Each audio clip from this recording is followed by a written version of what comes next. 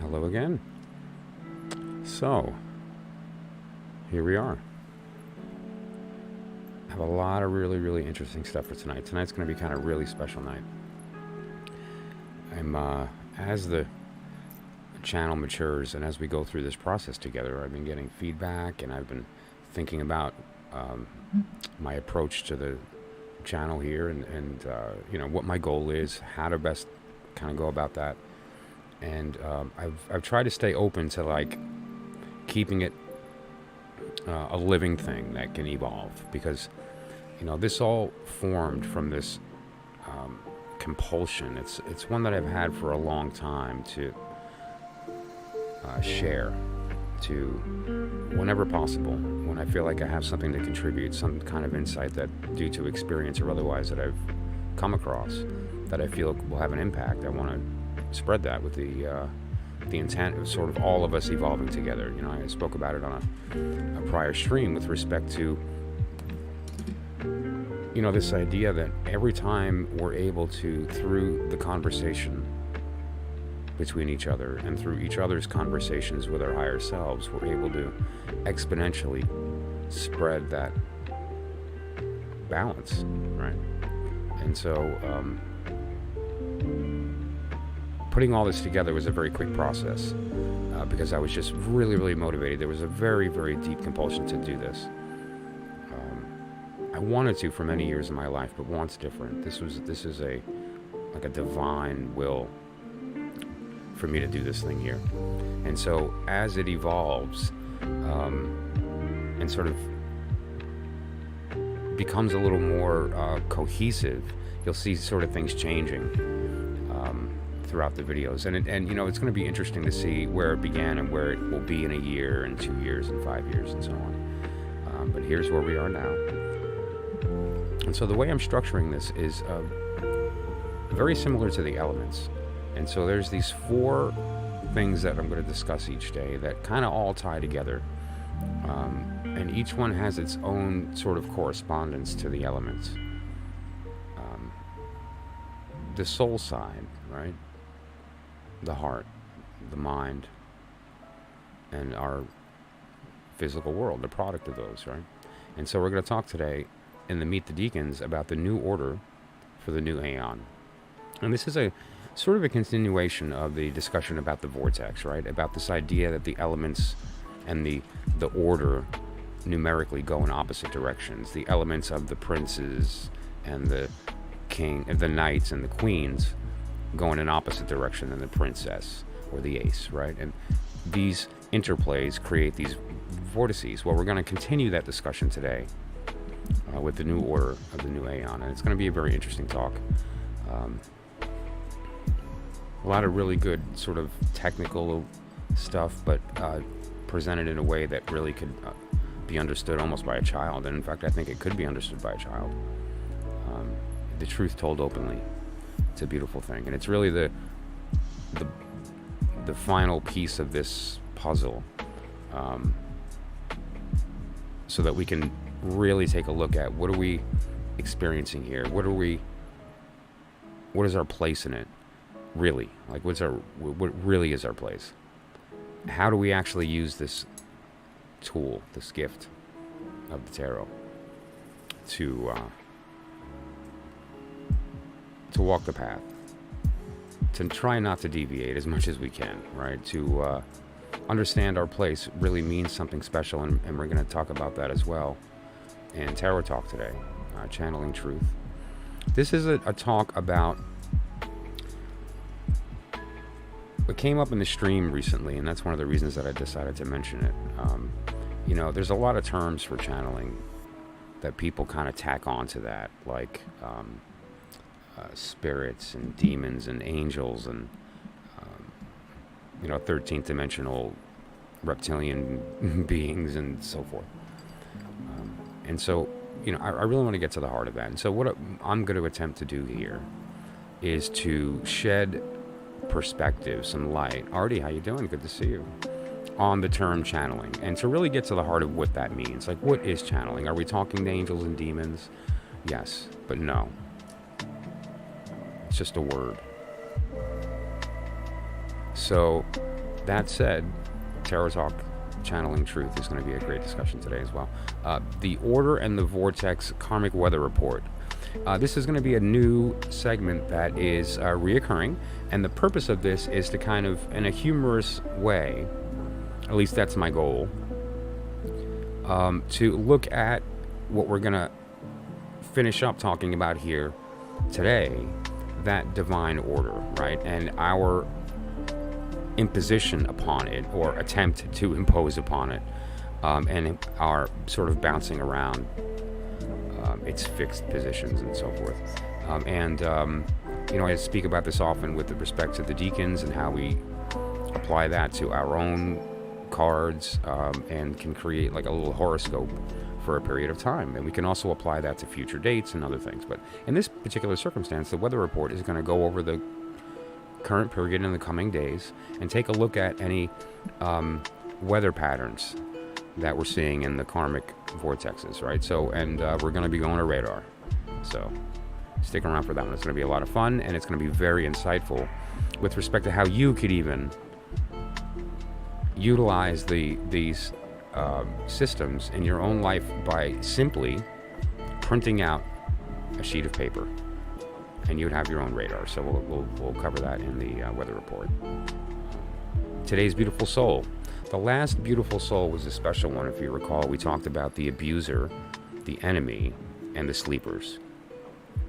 And we talked about understanding where they're coming from, and these people who hurt us willingly or unwillingly, or they hurt us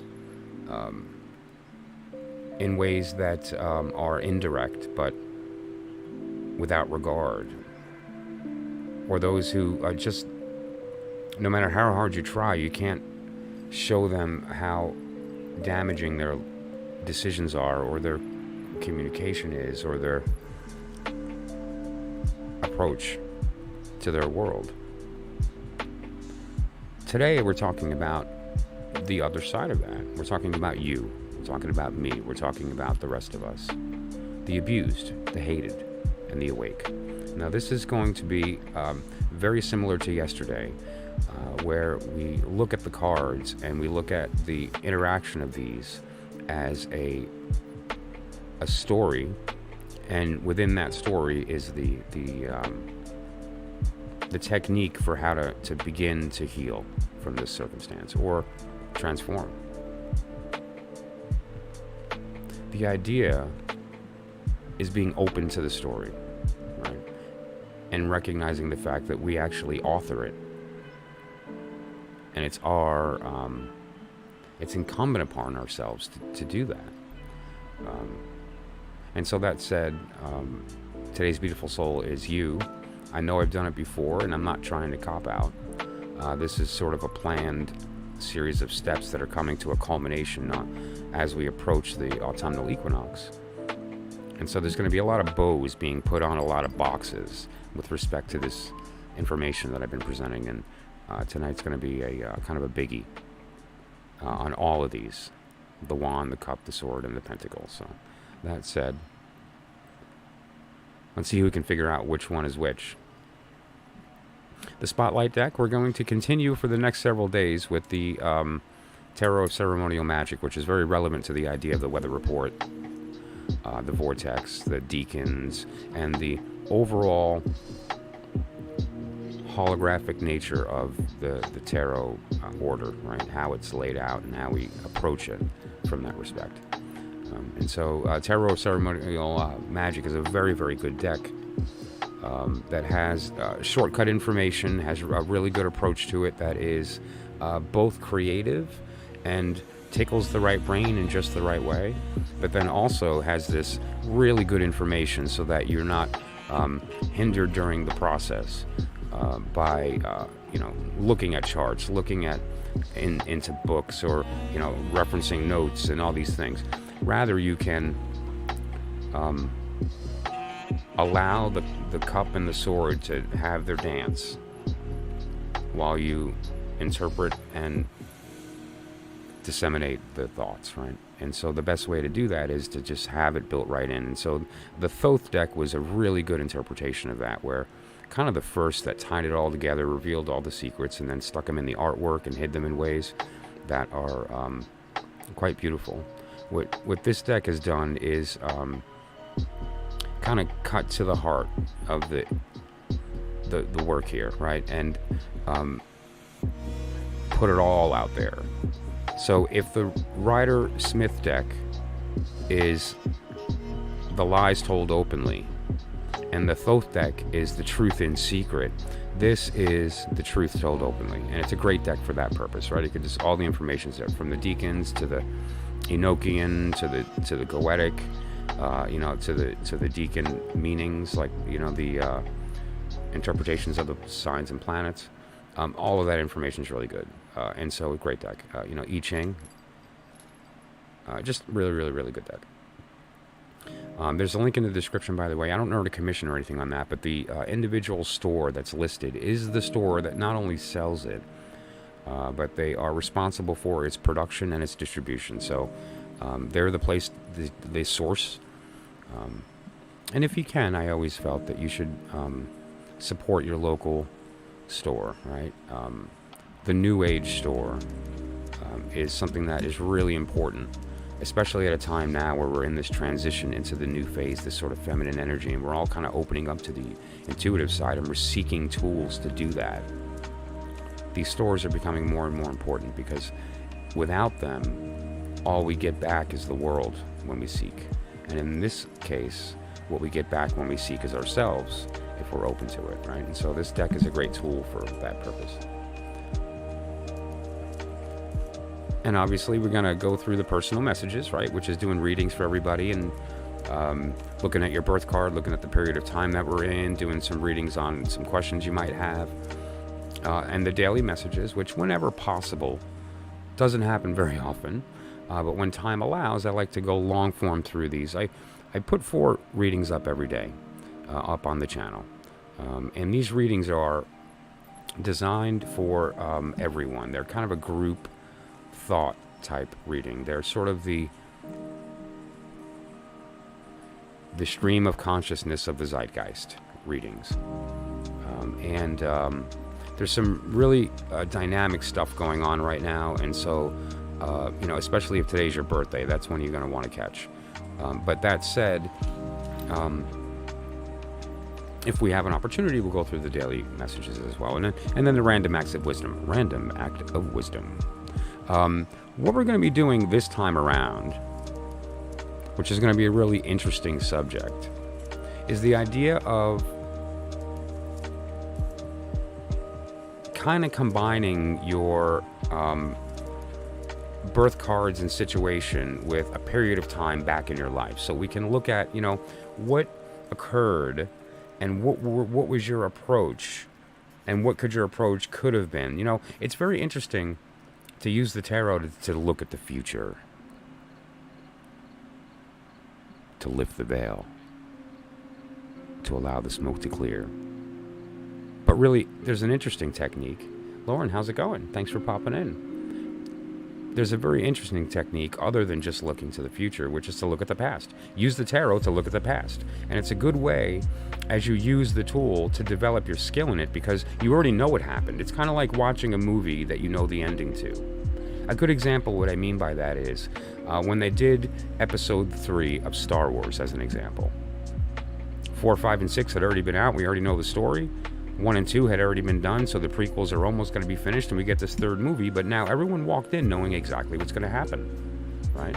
Padme's going to get pregnant and have 2 twins, Luke and Leia. At some point, Anakin is going to fall and turn into Darth Vader. Like, we all knew the end, and yet this story was really interesting, right? And so that's the idea here. So when you look at the past using the tarot, it gives you the same insight you would into the future, but it gives you a much better lock on the meaning of the cards, because when you're looking into the future with the cards, your perspective on how you approach them is, what am I seeing intuitively? And then you present that. It's an opposite approach when you look at the past, because you already know what happened, so what you're doing is finding the event in the symbolism. you're not interrogating the moment, you're interrogating the cards using the moment. So instead of using the tarot to look at the situation, you're using the situation to look at the tarot. Now, what event do you want to look at? You can look at, certain events, like, for instance, your birth, or you can look at, for instance, the formation of a company, or these, like, sort of personal things. But you can also look at things like, for instance, the formation of a country or a religion, or how about the Big Bang? Look at the cards from the perspective of the Big Bang. That'll blow your mind. Pardon the pun. So, check out who's in the stream right now. Ladies and gentlemen, Sarifa. Thank you for coming in. You know what I like about her name? Her name is actually a type of angel, the seraph, right? The seraphim. So a beautiful name. And so before we begin, I just wanted to show you something here that I have on top of the cards. This is a little stone that was a gift from someone very special to me. She is a source of wisdom, and a source of strength when I don't have it, and a source of complete and utter acceptance. The woman who gave me this has no judgment, and is just all love. And that woman is my pastor, and gave me this as a gift, mailed this to me. She knows my mind and how my mind is sort of my tool for interrogating my universe. I don't really, when I'm alone, I'm sort of lost in my thought and looking for the patterns, right? Always with the intent of communicating that, which is all kind of sword stuff. So this is what she gave me. It's a little stone with a quote on it from the Bible. It's Proverbs 3:5, and it's a lesson for tonight. Already you're on the list. Trust in the Lord with all your heart, and do not lean on your own understanding.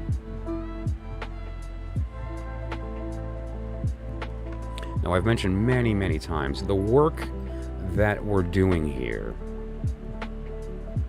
is the idea of quieting that din of the world so you can hear your mind, your divine mind, the voice of your soul. And when we do that, when we facilitate that conversation, something very special happens, in that we're able to, through that combination, not just know the truth, but manifest it, right? And so what this is referring to is the approach you should have when you come to a reader, when you come to a guide. And it's the approach I have when I come to the cards. When you come to the guide, do not lean on your own understanding. It's not why you're here. It's not about what you want to hear. It's not about what you want to know. Right? And so, same thing with me when I'm reading the cards. I have to really be careful about, what does this person want? What are they looking for? I have to resist the urge. And I believe I'm successful in that most of the time. So,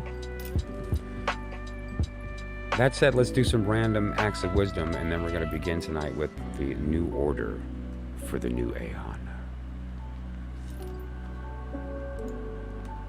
Beautiful, isn't it? Just a lovely little splash of colors. The colors of our lives. I mean, really, look at what it is. Don't miss the purple, though. Don't miss the purple. Who popped in first? Artie, this one's for you. Random act of wisdom. Three of Wands. The state of waiting, but at the same time, not waiting like the two. This card came up yesterday. I promised I shuffled. It's the idea of waiting, but it's the different kind of waiting. It's not waiting for somebody else and they're never going to come, so you're kind of stuck. This is the idea of waiting because you've made the plans, executed the plans, and you're extending your will on the world, but you want to share that. There's other people that you feel can help bring this to fruition, and they're coming. And it's very different than the idea of the two, where the second wand is stuck in the ground and isn't going to move. It's sort of locked in with this ring at the bottom. These are just balanced on the ground, ready to be grabbed and ran. Like, they don't even have to prepare. They can just run and grab it as they're going. And that's what's happening. So it's a good card as far as enrolling others in the execution of your will, which is really, you know, the wand is the will. That has been your random act of wisdom. Okay, so what do we have here? Lauren, hello again. Thanks for popping in. This one's for you. The Knight of Wand. Knight of Wand. Interesting. Oh, we got a court. Man, courts are hard to read. I don't know. Green. I don't know. I don't know what's going on here. Purple wings. Okay. No. The knight is always the airy part of the element. And in this case, we have wand, the element of fire. The airy part of fire. The swordy part of wand. Okay. Mental, mind, thought, communication. The communication of fire, right? And so what we have with the knights is always the communication of, or the action of, the airy part, because that's the sword and that means communication, the airy part of the element. In this case, wand is fire. So what we have is the airy part of fire communicating your will. This is the person that motivates the communication of the will, or is in the action of doing so. How do you communicate your will? Multiple ways. You use one of the other modes. Emotionally, mentally, physically. There are many ways to communicate the will. But this is the desire to do so, the ability to, or rather, the want to manifest it. This has been your random act of wisdom. Okay, I know. I'm cheese. But I like cheese. You know why cheese is good? Here's why cheese is good. This is actually a real random act of wisdom. Cheese is good because God made milk, but man made cheese, right? It's this idea that, like, what we're here to do is to take his toys and play with them and make things, right? And there's also the cool part about cheese is that you don't really have to do anything. Because what is cheese? They kind of joke and say that milk doesn't go bad, it just turns into other dairy products. There's some wisdom there. Okay, so, Sarifa, this one's for you. Let's see what we got here. The Three of Pentacle. Three of Pentacles is a cool card. Three of Pentacle refers to, if you know the Rider Waite, there's these three individuals that kind of look like they're inside of a church, and they're looking up at the stonework. And one of them is chiseling away, and he's up on a bench. And then there's the other two that are, kind of examining the work. One of them is the one that commissioned the work. The other one's the one that financed it. And then there's the worker that's actually doing the building. And the implication here is that know your role. Because if you don't, bad things happen. Like, there's only one artist, and that's the one that's here on the chair, that's chiseling this beautiful creature right here. But now the creature is attempting to do the same work, and they're not supposed to do that work. And you'll notice that they're causing the harm to the other person. Although their intention is good, harm is being caused. Then you have this other person that's just kind of doodling on the back of their head, right? Like, they're not even taking the work seriously. They don't care. They're just here to pay for it and move on. They're the financer. The person in the back that's the sculptor trying to do the work but is injuring somebody is the creation of the artist. This is the person that's kind of like above their capabilities, right? They're in over their head. And that's the person who is going to benefit from the work, the guy who hired it, the priest that's going to use the temple that's being created by the actual artist, who's that poor person on the bottom that nobody respects that's getting the work done. But ultimately, the fact that they're on that seat implies that they're in the position of power.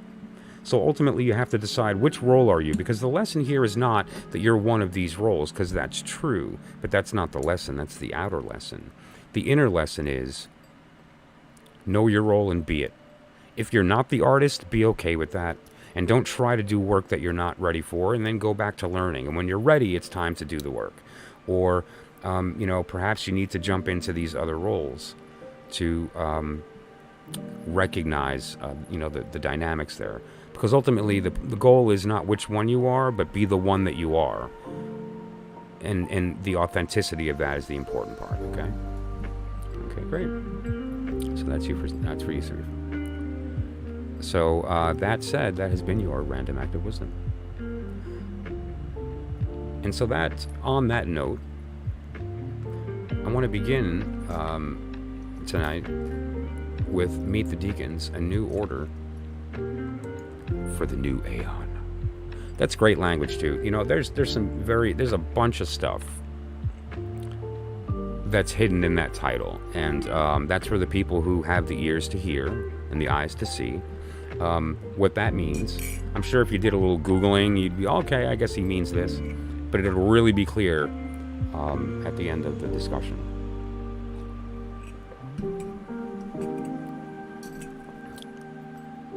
You know, I started talking a couple of days ago with respect to this idea of the vortex and what that means. It's a word I came up with. It's not something I read in a book or anything or whatever. It's just it's my concept of the fact that there's these counter-rotating energies in the influences of our lives karmically, right? And that is evidenced by the wheel here, by just simply observing some things when you look at it, right? Because what is this wheel?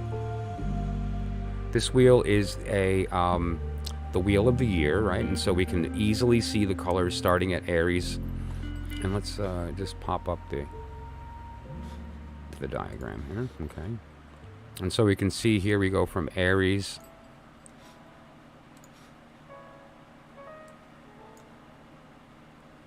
into Taurus. Let's make that black. Right. And Gemini, and Cancer, and Leo, and Virgo, and so forth. And this wheel is the order of the suits, of the signs, the sun signs. Right? And now this goes in a specific direction. You know, it's sort of intuitive when you look at this to say, oh, okay, well, you know, obviously we're going in the direction of counterclockwise, right? Hello to Pakistan. Can I just, you know, I want to just a brief interlude here. Not a random act of wisdom, just brief interlude. Pakistani food is like the best food. And I don't know. I mean, maybe I'm lucky because I grew up in Brooklyn, New York. And in Brooklyn, it's a very diverse group of people, right? I'm an Italian-American descent. And my best friends growing up were Pakistani, Indian, Mexican, Puerto Rican, and Kazakhstani. So that was growing up, you know. Namaste. So that said, yeah, you get a diverse upbringing in Brooklyn, and the Pakistani food, man. Just if you don't live in a place where you can get authentic Pakistani food, I feel bad for you. I mean, those people know how to do some curry. Oh well, you're Southern California knows Pakistani food. You have like a whole plethora, rainbow explosion of Mediterranean that I'm jealous of. I live in the Hudson Valley in New York. I'm in the mountains. I don't live in Brooklyn any longer. I live hours north of, in the mountains. I'm actually literally in the town next to Woodstock, right? And so I'm deep in the woods, man. I have deer that come to my front lawn and eat my tomatoes. And that's right, I have tomatoes on my front lawn. So you get the picture, right? I don't get a whole lot of Pakistani where I am. However, I can go north to Albany if I wanted to. So, but yeah. So that said, though, actually, you know what else is really good? Kazakhstani, which is kind of like a blend of Russian. You know, has a lot of Russian influence, Armenian influence in the food. Kazakhstan, but yeah, man, they just people know how to cook. My best friend growing up was from Kazakhstan. Studiorja. His mom used to call me Misha. That made me smile inside just thinking of her. Wow. So yeah, that said,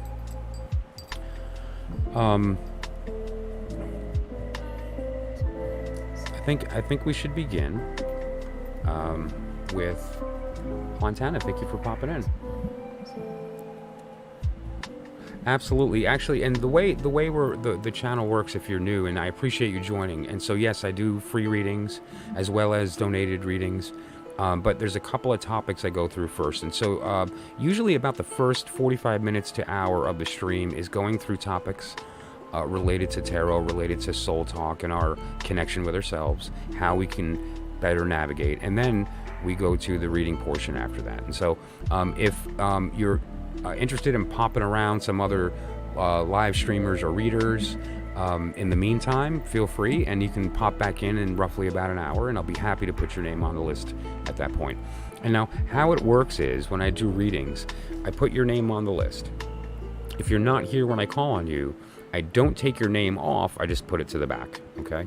And so we're going to be developing the list after the talk, because anyone I put on the list that's not here after the talk is sort of silly, and so I'm just going to leave it the way it stands right now. The list will be opening up shortly, again, about 45 minutes to an hour.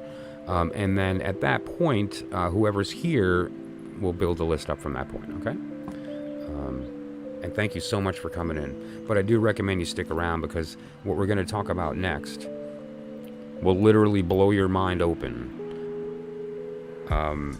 and put you in a state of being completely receptive to truth. Like it's, and that's the new order for the new AEON. And that's going to be a lot of fun. We're about to do that in about 10 seconds. Okay, so let me just take a sip of my coffee. And I really appreciate everybody that has come in and is going to, work with us tonight. The whole point is to make this a communication and to make it a community, okay? Oh, you're so welcome, Montana. No problem. And thank you for popping in. I really appreciate it. I really do.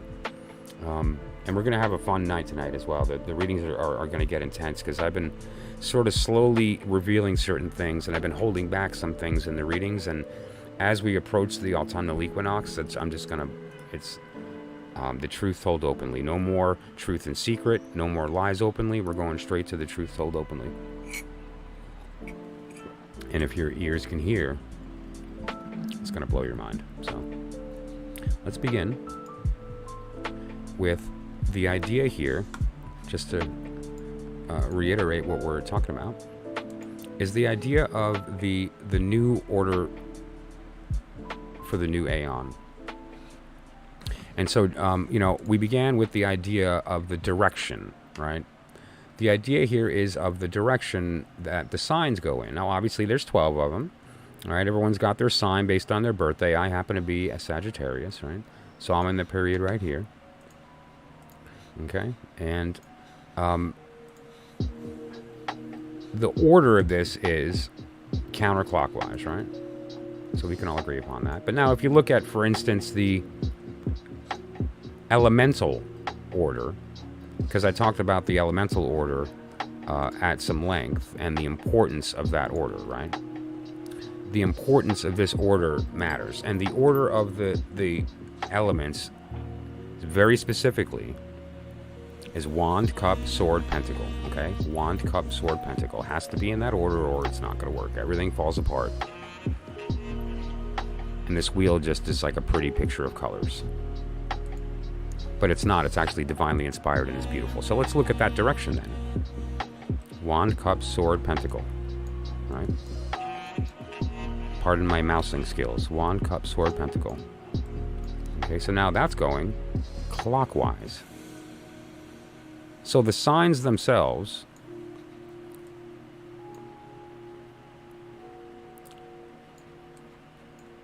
are going one direction, and the elements associated with those are going in the other. And so you can see what we're looking at here is the formation of why I call them vortexes. Because, what forms a vortex is the point in between any two counter-rotating forces. I mean, that's what we're talking about here. And so when you have these counter-rotating forces, whether it be the princesses and aces against the other court cards, right? The knight, prince, and queens. There's a vortex created, right? Or if you look at the difference between the sun signs and the elements, same thing. Or if you look at, how about just very simply, basically, the order of the days, 1, 2, 3, 4, 5, 6, 7, 8, 9, 10, the order of the deacons and the elements. So there's 3 counter-rotating vortexes, right? Okay, fine, that's beautiful. And at the crashes of these moments is where possibility happens. Right? These vortices create activity, entropy, which is really another word for possibility. So this idea was the talk yesterday, and there's a lot more that I went through if you want to go back to it. But that's the idea of where we're going to begin this evening, okay? And now we're going to shut the camera off for a little while, and we're going to jump to some very, very powerful knowledge here. And what we're about to talk about, I've spoken about before, but from a completely different perspective. Because what I'm going to introduce tonight is essentially a secret. And it's not a secret because it's being hidden. Certain secrets are willful secrets. These are the secrets that people hold on purpose. This is a secret because there's something in front of it that you can't see past. And that's what we're going to attempt to, spoiler, we're gonna uncover. Okay? And so the idea here is of the new order. Now, I talked about the order being very important. Pardon my mousing skills. We talked about the fact that the order is very important, right? And what is that order? Well, we know, first of all, through looking at the divine order from yesterday, that is wand, cup, sword, pentacle, right? Fire, water, air, earth. Fire, water, air, earth. Clockwise. Okay.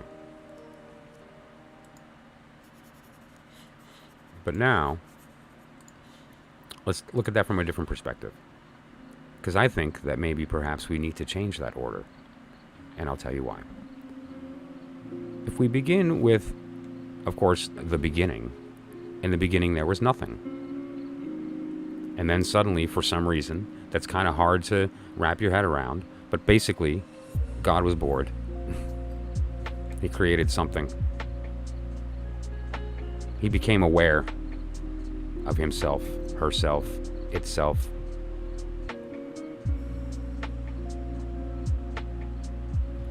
And this looked out and realized this is very similar to what is called the Naples arrangement. Okay. Well, now, what happened is you looked out and then you have 2, right? So 1 gave birth to 2. And what 2 is, if you connect them, is a line. Right? So 1 is a point. 2 is a line. Now these 2 just kind of went about their business, dancing their little dance. Going back and forth, like in their little counter-rotating thing, but nothing was actually happening. That was all in the mind of these 2 little particles that were dancing, that just met each other and are experiencing their little dance. Right? And then they suddenly realize, well, if this is you and that's me, then who's that? What is the rest of this? And then this gave birth to 3. The surface. So first we have the point, right? Then we have the line. And then we have the surface. This is 2D. Right? 2D happened. So this is 0D, 1D, 2-dimensional. It's a surface. And then something very special happened. This manifested physically. And we'll get there in a moment. And what that looks like is actually a very, very special symbol. This symbol is not accidental. This symbol is very holy. And it's referring to something very beautiful. It's referring to the union of God and us. And this was the old way that this was drawn. This is the new way that it is drawn. And this is a little more appropriate because it's one beautiful stroke. And it refers to the union of those two things, right? And so what this refers to is this idea of 3D, right? And so what we have instead of a point or a line or a surface is something completely different. What we have here is manifest reality. What we have here is matter. It's matter.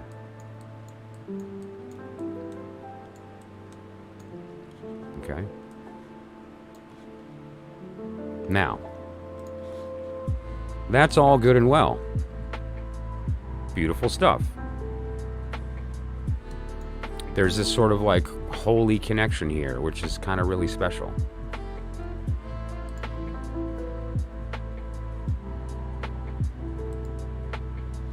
But now I want to point something else out. And this is something that I sat on it for a long time. I shared it with a couple of people. I mulled it over, and I don't know, about 25 years later, here I am, sharing this for the first time publicly with anyone. Hello, Nihal. Yes, I'm taking questions in about 45 minutes. The idea here is there's all the different correlations of these four things. And so let's just get to the heart of what these four things are respective to tarot, because that's what we're here for. This is the wand, right? We know the divine order. If the divine order is wand, then what's next? The cup. What's next? The sword. Right? Then what's next? The pentacle. Now, I think this is wrong. That's a bold thing to say. Like, come on, man. Like, you know, this is a very old system, and now you're gonna, how you gonna, that's, who do you think you are? And here's the deal. I'm just gonna present my opinion, and you tell me how you feel about this.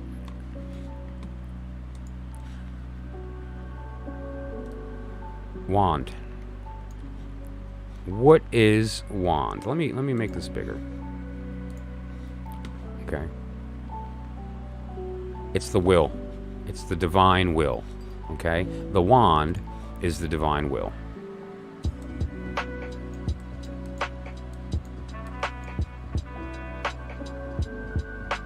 What is the cup? It's the heart. All right? The divine heart. What is the sword? The divine mind. And then pentacle, obviously. It's manifest reality. It's, you know, the divine body. Right? Great. And there's other things you can, you know, stick in here. This is being. The line is feeling, right? Because the line means heart. So, but this doesn't work. I don't believe this. This isn't what I think is happening here. What I think is actually something much more special. So let's look at this again. Let's look at, for instance, the states of matter. Very simple: solid, liquid, gas, plasma. Right? Solid, liquid, gas, plasma. That one seems to work. Okay, so let's look at that order here. Solid in the pentacle, liquid in the cup. Oh, wait, no, it's not in order. It's solid, gas, liquid, plasma. Now, okay, that doesn't... Maybe it's just because I memorized it in that order, so let's just forget that. So let's look at then maybe like a gradient of density. Starting with fire, which is the least dense, and then water, and then air. No, wait, that's opposite, too. Like, don't you think it should be fire, then air, then water, then earth? Like it's getting denser as it goes? But this seems not to be the case.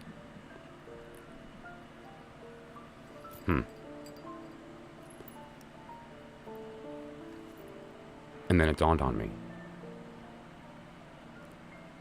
It dawned on me because there's a very important truth in what we're actually talking about. What this all really is. Okay, and now what we are referring to when we interrogate the tarot is we are referring to a pictorial representation of the Kabbalistic tree of life. That's what we're referring to, okay? And now what's important about that is to understand what that story is telling is the descent of the divine and the ascent of the profane. One's going down while one's coming up. And during this process, it creates a vortex, which is exactly what we were just talking about with the wheel here. The idea here is the same concept. Just to be clear, I want everyone to wrap their heads around what I'm saying here. The idea here is that the ascension of us up this ladder and the descension of the divine down it creates a vortex that is the reason for manifest reality to even exist. And this is also represented very elegantly in this image of the wheel, showing the counter-rotating forces of the elements and the divine order of the numbers. The elements are in our world. These elements are in our world. Now, obviously, there are archetypal elements prior to physical manifestation, but they do manifest in our world also. And the order of those elements needs to be swapped, and let me explain why. This is the divine order. It's not the order for our world. There needs to be a different order for our world. And here's that order.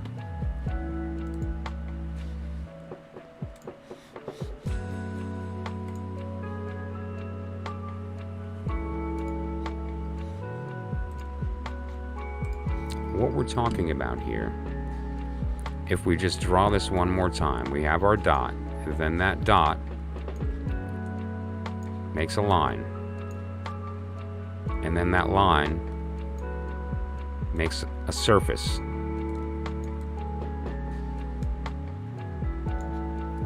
These look familiar, don't they? And then the surface gives birth to the pentacle. Wand. 1. The number 1. Right? Okay. Now, just to be clear, the number 1, 1 point. This is kindergarten. 2. The sword, not the cup. Any questions? Didn't think so. 3. What is that? That's a cup upside down, isn't it? That's a cup upside down. As if the heart love of God is pouring down, i.e. descending the ladder.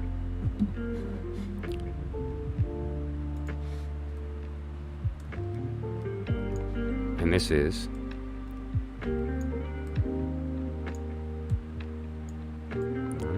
we've all seen this image. We all know this one very well. This is the cup, right? Let's get that a little better so it's not blocking the stream here. Okay. And then we have our pentacle. The one we're used to seeing. But we're talking about a different order, aren't we? Because that's the divine. So this is a different symbol. Right? Now you're saying, okay, I get it, but why is the wand a dot? Shouldn't the wand be a long thing, like a wand or a staff, or like a, there's this idea of it being like almost like a phallic symbol. And that's not an accident, right? And if you even see how Pamela Coleman Smith painted it very specifically, even with a bulbous head, to be obviously the symbol of the masculine and the cup feminine. And that's why they're next to each other. Those two combine in the divine order. And so that makes sense in the divine. But down here, okay.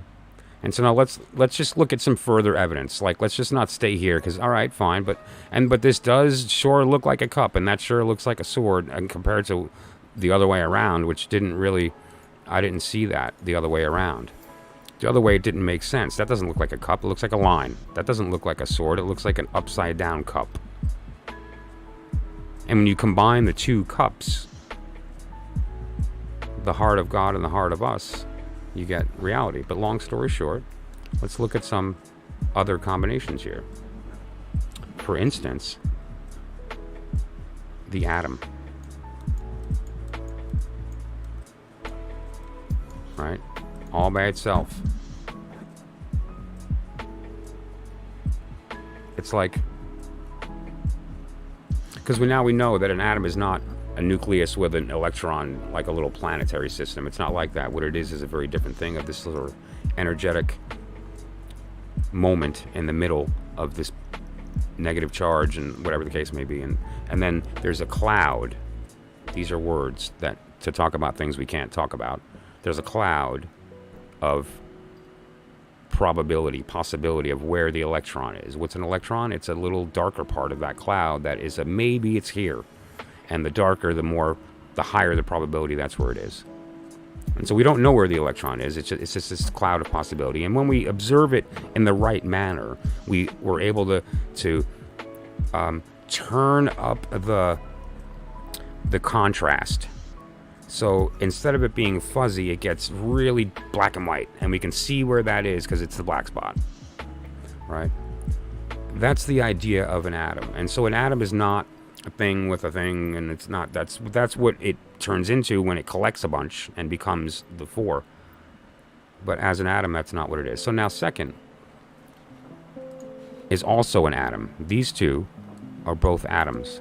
And anybody from chemistry or basic physics will remember that if you take a hydrogen atom and a hydrogen atom, what do you get? A hydrogen atom.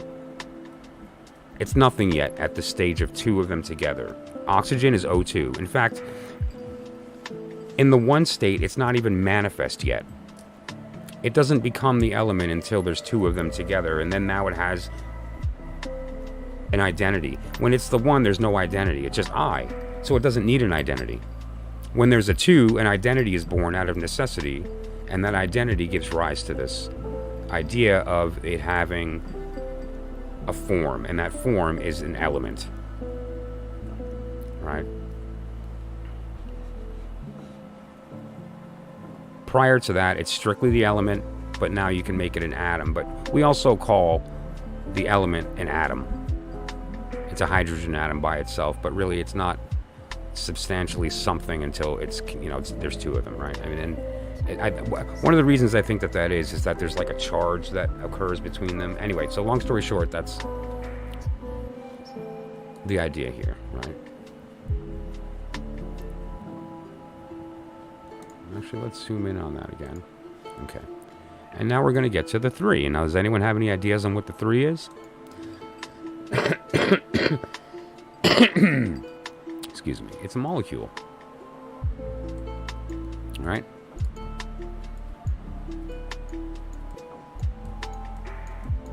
Another way to put that is this, the first one, the 1 is an H. The 2 is H, 2. You see where I'm going? 3 is, that's right, cup, cup, H, 2, O. The introduction of the third, the not me. The 1 is just being.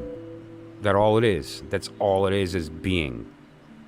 The 2 appears, and now you have knowing. Not me. I have an identity. I know myself. Prior to that, there was no knowing of oneself. There was just being. 2 is knowing. 3 is something very, very special, right?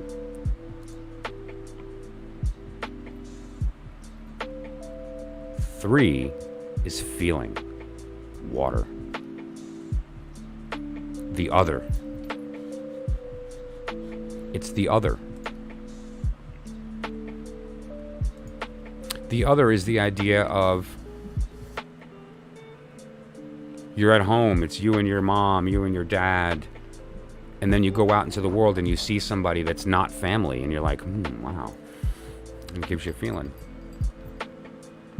It's the sensation you have for your parents and these types of things, that the source of that feeling. Water. That's definitely a cup spilling down, right? I mean, we have H, H2, H2O, and then we get to the 4. Anyone know where I'm going?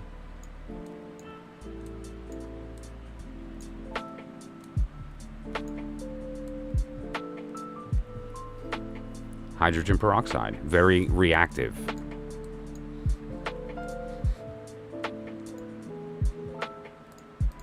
Hydrogen peroxide can be used as a bleaching agent, as an anti-corrosive. It does all kinds of stuff. It's a very powerful, and actually in concentrated form is dangerous. It's light blue too. And so is oxygen. Oxygen is blue. Hydrogen peroxide is light blue. It's, I guess, the difference between blue and cyan.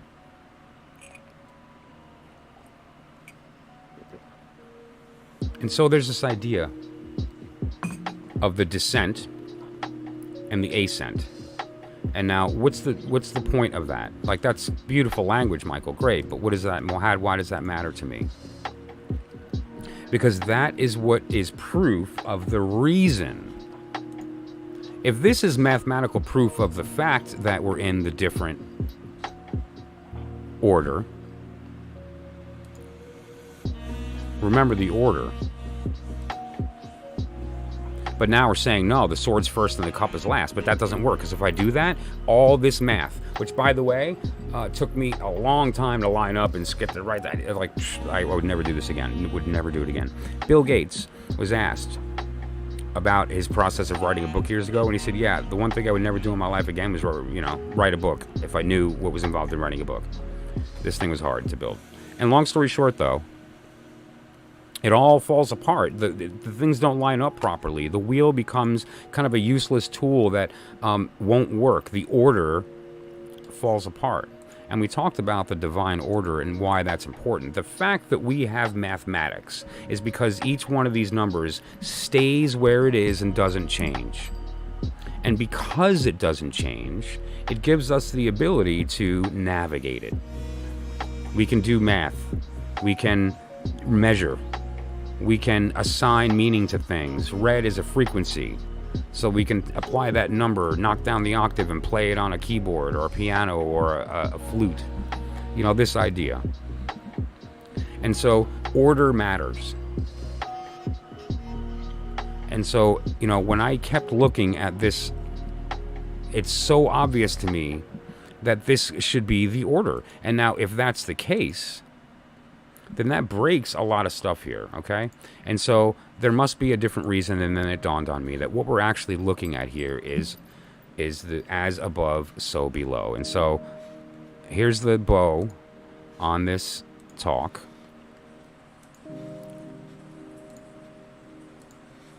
What we're looking at the end of this process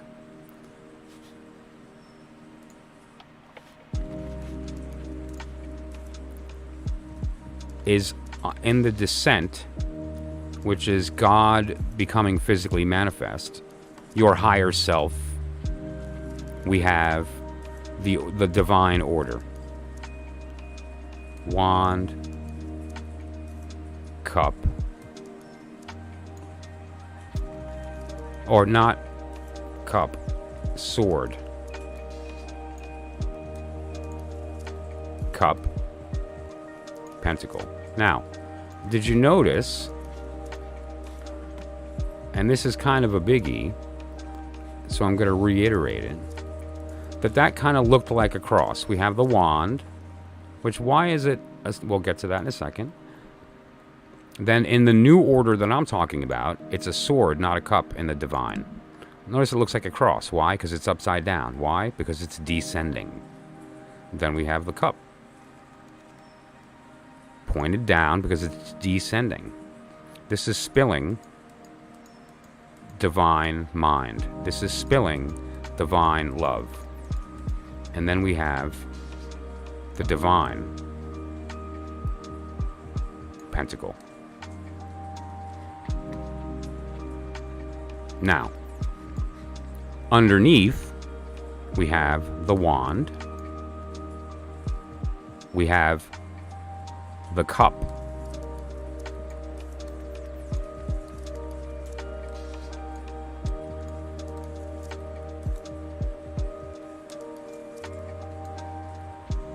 We have the sword. Notice it's in the right direction now. Why? Because it's ascending. And then we have the pentacle, which, notice, is the 5. That's the symbol of flesh, of man, human. So you understand here. Now, what's up with the point and the line? Why is this a point and this a line? Why is the idea of the wand in the divine a point instead of a wand, a staff? Well, because divine doesn't have a penis. And so if you consider the dynamic here, what we're looking at is at the top part is the divine wand, which is the yud. And the yud extended, erect, is the wand, right? And so it's basically, that's what the will looks like as flesh. It looks like, arousal. This is not an idea of masculine or feminine. It's just the idea of sexual energy, the root chakra, Then what we have here is the divine mind filling our cup. And we have divine love covering our mind, which gives birth to the pentacle, right? And so now this idea, combined with the mathematics that we talked about, really put a bow on this whole concept, right? And let's just explore one little point. And this is kind of a biggie. It's the idea that, if you notice in both cases, the pentacles don't move and the wands don't move. Why is that?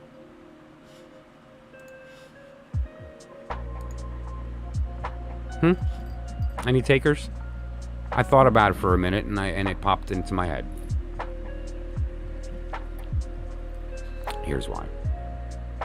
The reason why is because what we're actually looking at here, I'm going to repeat it over and over again because it's just the truth, and that's why this channel exists, is this ascending and descending. And now, what do you see on either side of this? Pillars. Okay, I'm going to use white over here so it's more clear. Okay, we have this first pillar, and then we have the second pillar. We'll talk about this one day, what these are, because there's all kinds of good stuff here. And then, what is one of the concepts of a pillar? Pillars don't move. These are fixed. The pentacle and the wand are fixed. They do not change. However, the cup and the sword do. And now I want to point out this fact, just to be clear.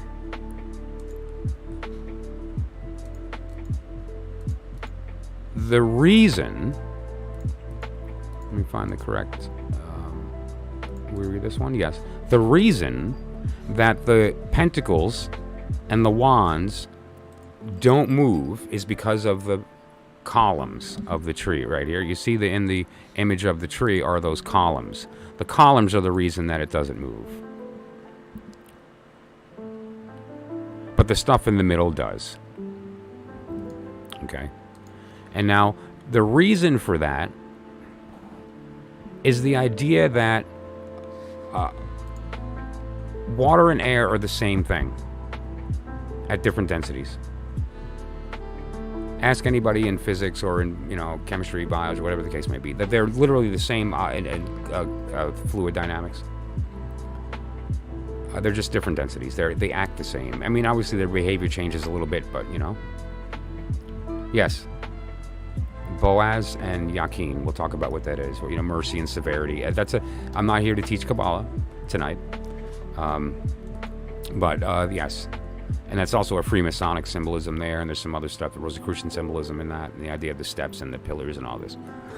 They refer to the tree. All of it refers to the tree. All of it, all of it, all of it. And so this divine order is not the divine order. The divine order is swapped where it is wand, sword, cup, and pentacle. And so let's go through the exercise of making that change. We're going to take the cup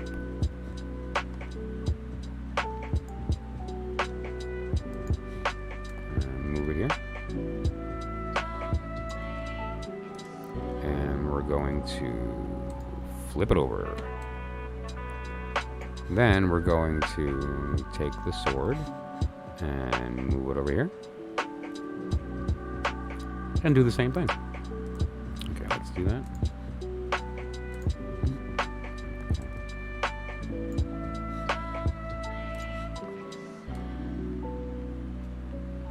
All right, so that's a different picture, isn't it?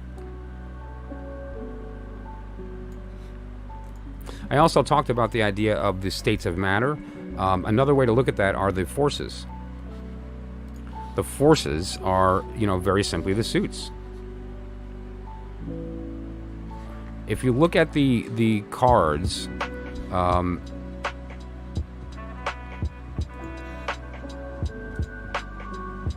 go. Sorry, I wanted to pop to this different screen here.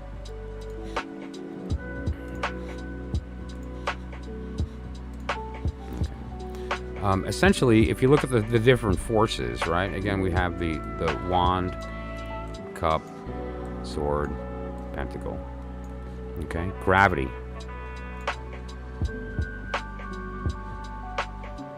Magnetism.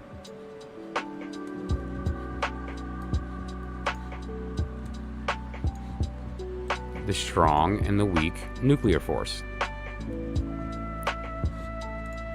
Okay, now why is that? Because of the same thing, just different densities. Water and air are the same thing at different densities. The strong and weak nuclear are the same thing. The pentacle is gravity, mass, right? Duh. The wand is thermodynamics, electricity, magnetism, heat, right? Light. Then, the strong and weak nuclear in the cup and the sword, which is this dance of mind and heart. What I want, what I need, what I want, what I need, what I want, what I need. Did I get it? Did I lose it? That dynamic creates all potential, but should be, and usually we're unaware of it being driven by the wand, right?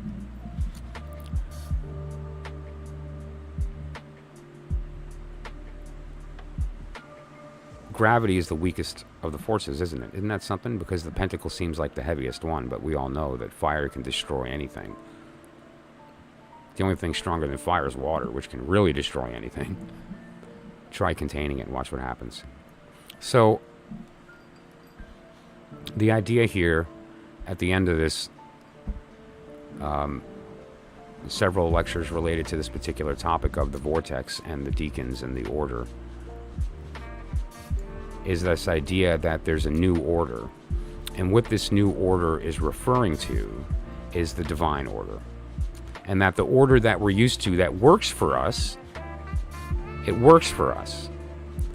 Okay? The reason that it works for us is because this is the correct order in our world. Now, why is that? Because the elements, as they're falling from the higher realm, when they get to the singularity before they come back out of the other end, our world, they reverse. Things get twisted in the opposite direction.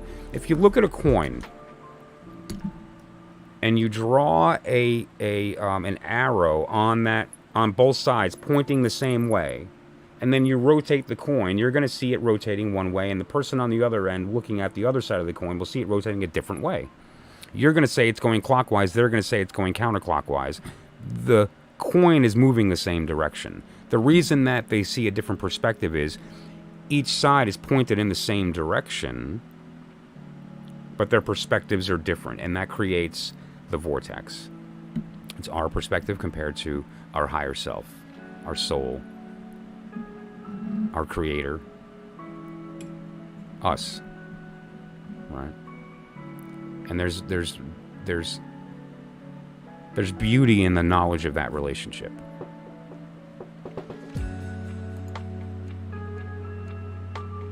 Knowing who we are is really just a matter of knowing where we came from. Because the reality is that the descent of the higher self reacting with the ascent of the lower self implies in a way somehow that those two things are separate and interacting. And that's not true. It's the same thing, right? It's the same being going through the whole experience constantly.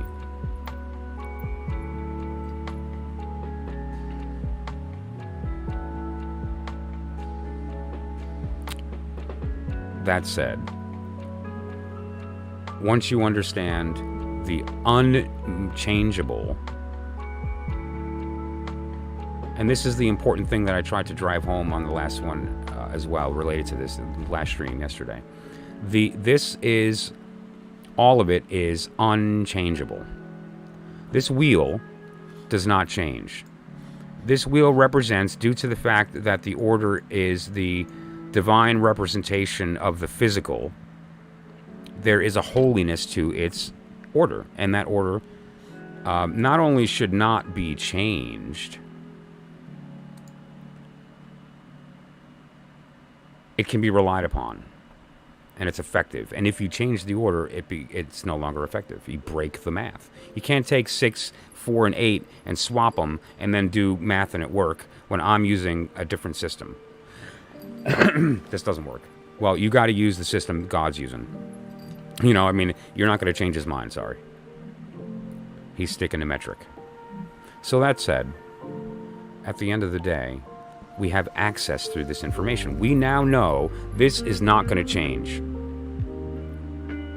So rather than trying to extend my will on this maze that has hard walls that you can't move, break down, or do anything, what you can do is, rather than running and bumping around with your eyes closed, know what the shape of that is.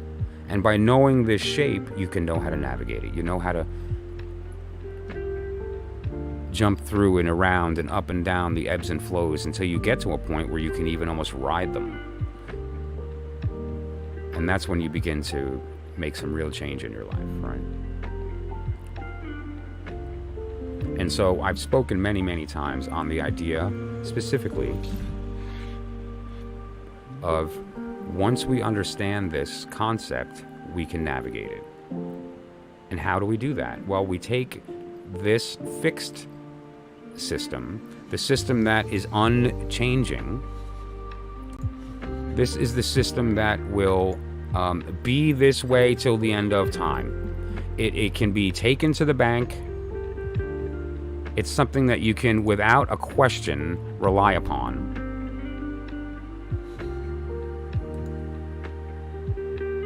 And then we take our circumstance, which is the opposite order, this divine order here that works in our world, since we know that this other system doesn't change, the wheel, and we can now create a vocabulary and a language and an interrogation method, a tool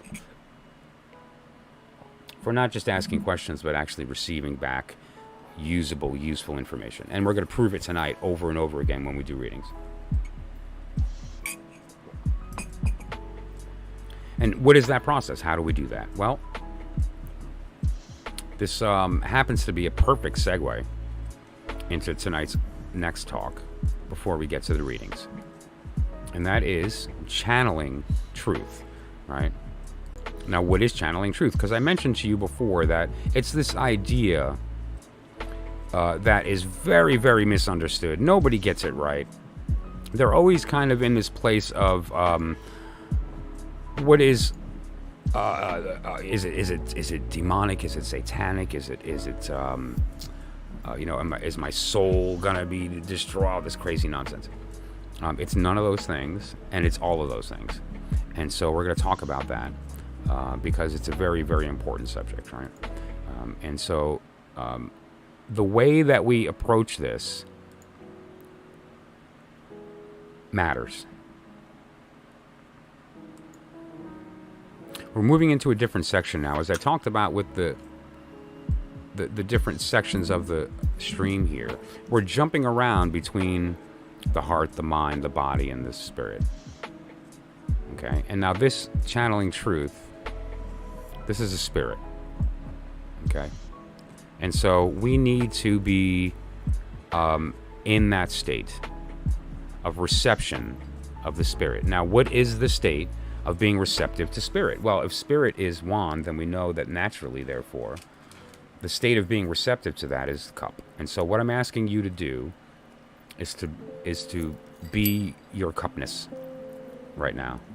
As much cupness as you can be. And I will be my wand, as wandness as I can be. And together what we're going to wind up doing is finding some pretty serious truth here on the subject of channeling, because we all have the power to do this. And it gives us some very, very strong access to some very beautiful information. Okay, so now what I'd like to do is step away for a moment, in just a couple minutes, like 1 or 2 minutes, well, 3 minutes. I need to freshen up my coffee, center myself, and then move on. And then we're going to get to readings here. And probably I would say at this point, this is a short talk. It's around maybe 10 minutes. So it's a quick one. But I still need to get myself prepared, because I'm going to jump straight from that into readings. And as people know, I take my time with my readings, and so I need to center. We'll get some incense going, light some candles. We'll lower the mood, and we'll begin some readings, okay? So, and I've mentioned this before, this is a random act of wisdom. There's a lot of tools in the act of what we do here, right? We have our wand, our will. We have our sword, our mind. We have our pentacle, which tonight I'm using a piece of amethyst. I know there's some people in the room that like it. I think Artie was the one that mentioned it first, and I put it out. It's a nice piece. The color isn't obvious on camera. It's unfortunate. And then we have our cup. And the cup I use to catch the ashes of myself that I allow willingly to die daily and to be destroyed, so that I can be reformed and transformed daily. But of course, when it comes to true magic, the most important tool is caffeine. Because what's going to drive the wand? What's going to drive the sword? What's going to give you the strength to lift that pentacle? But caffeine. So that said, I need a couple of minutes to warm up. By the way, there's Chloe. She's sleeping right now.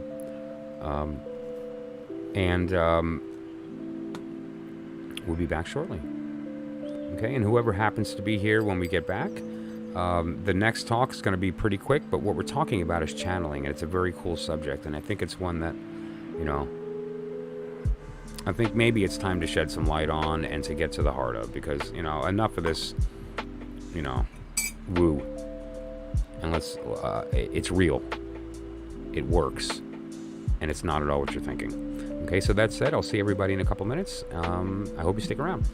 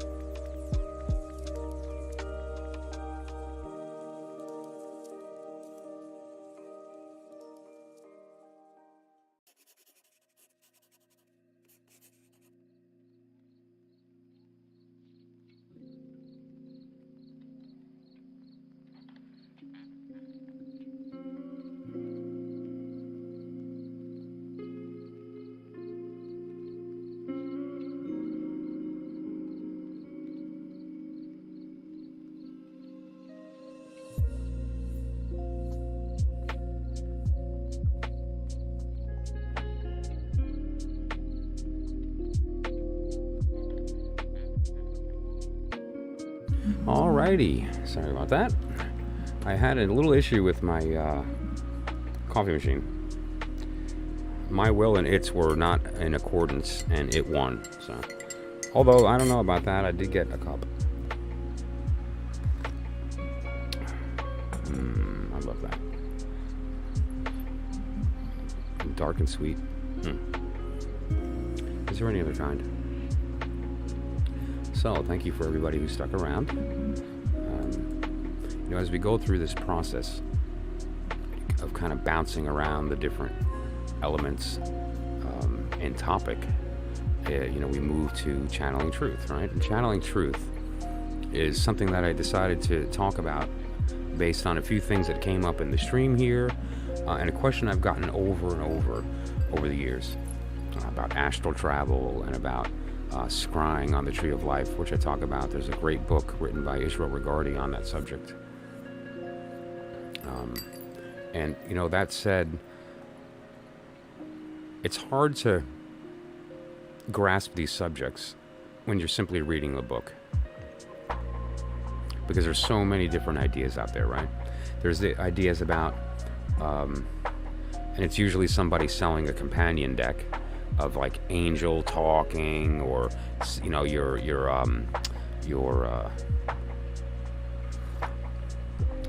guiding spirits and that follow you around and all these things. And now there is some truth in that, and there's some lie in that. And so I just wanted to kind of get to the core of what channeling actually means, because it's a conversation, and the question is what are you conversing with?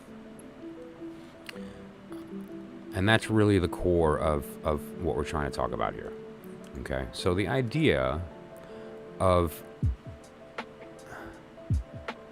channeling, and I've spoken about it many times on the channel here, is the idea of a conversation between your higher self, or the divine will, and your lower self, or your body's will, the will of the world, the pentacle, right? And so what we're talking about is this idea, and we've spoken about it before with respect to the sort of divine order here. There's different ways to access this world, and there's different ways to have this communication, and this is all poetic language. And so I like to kind of get through to the core of the issue, and as I approach a lot of subjects here, I've used this analogy, and this is a very good one. It's the idea of the initiation process, and it's used very frequently in secret societies. For instance, there's the Hierophant, and what the Hierophant refers to, right, is religion.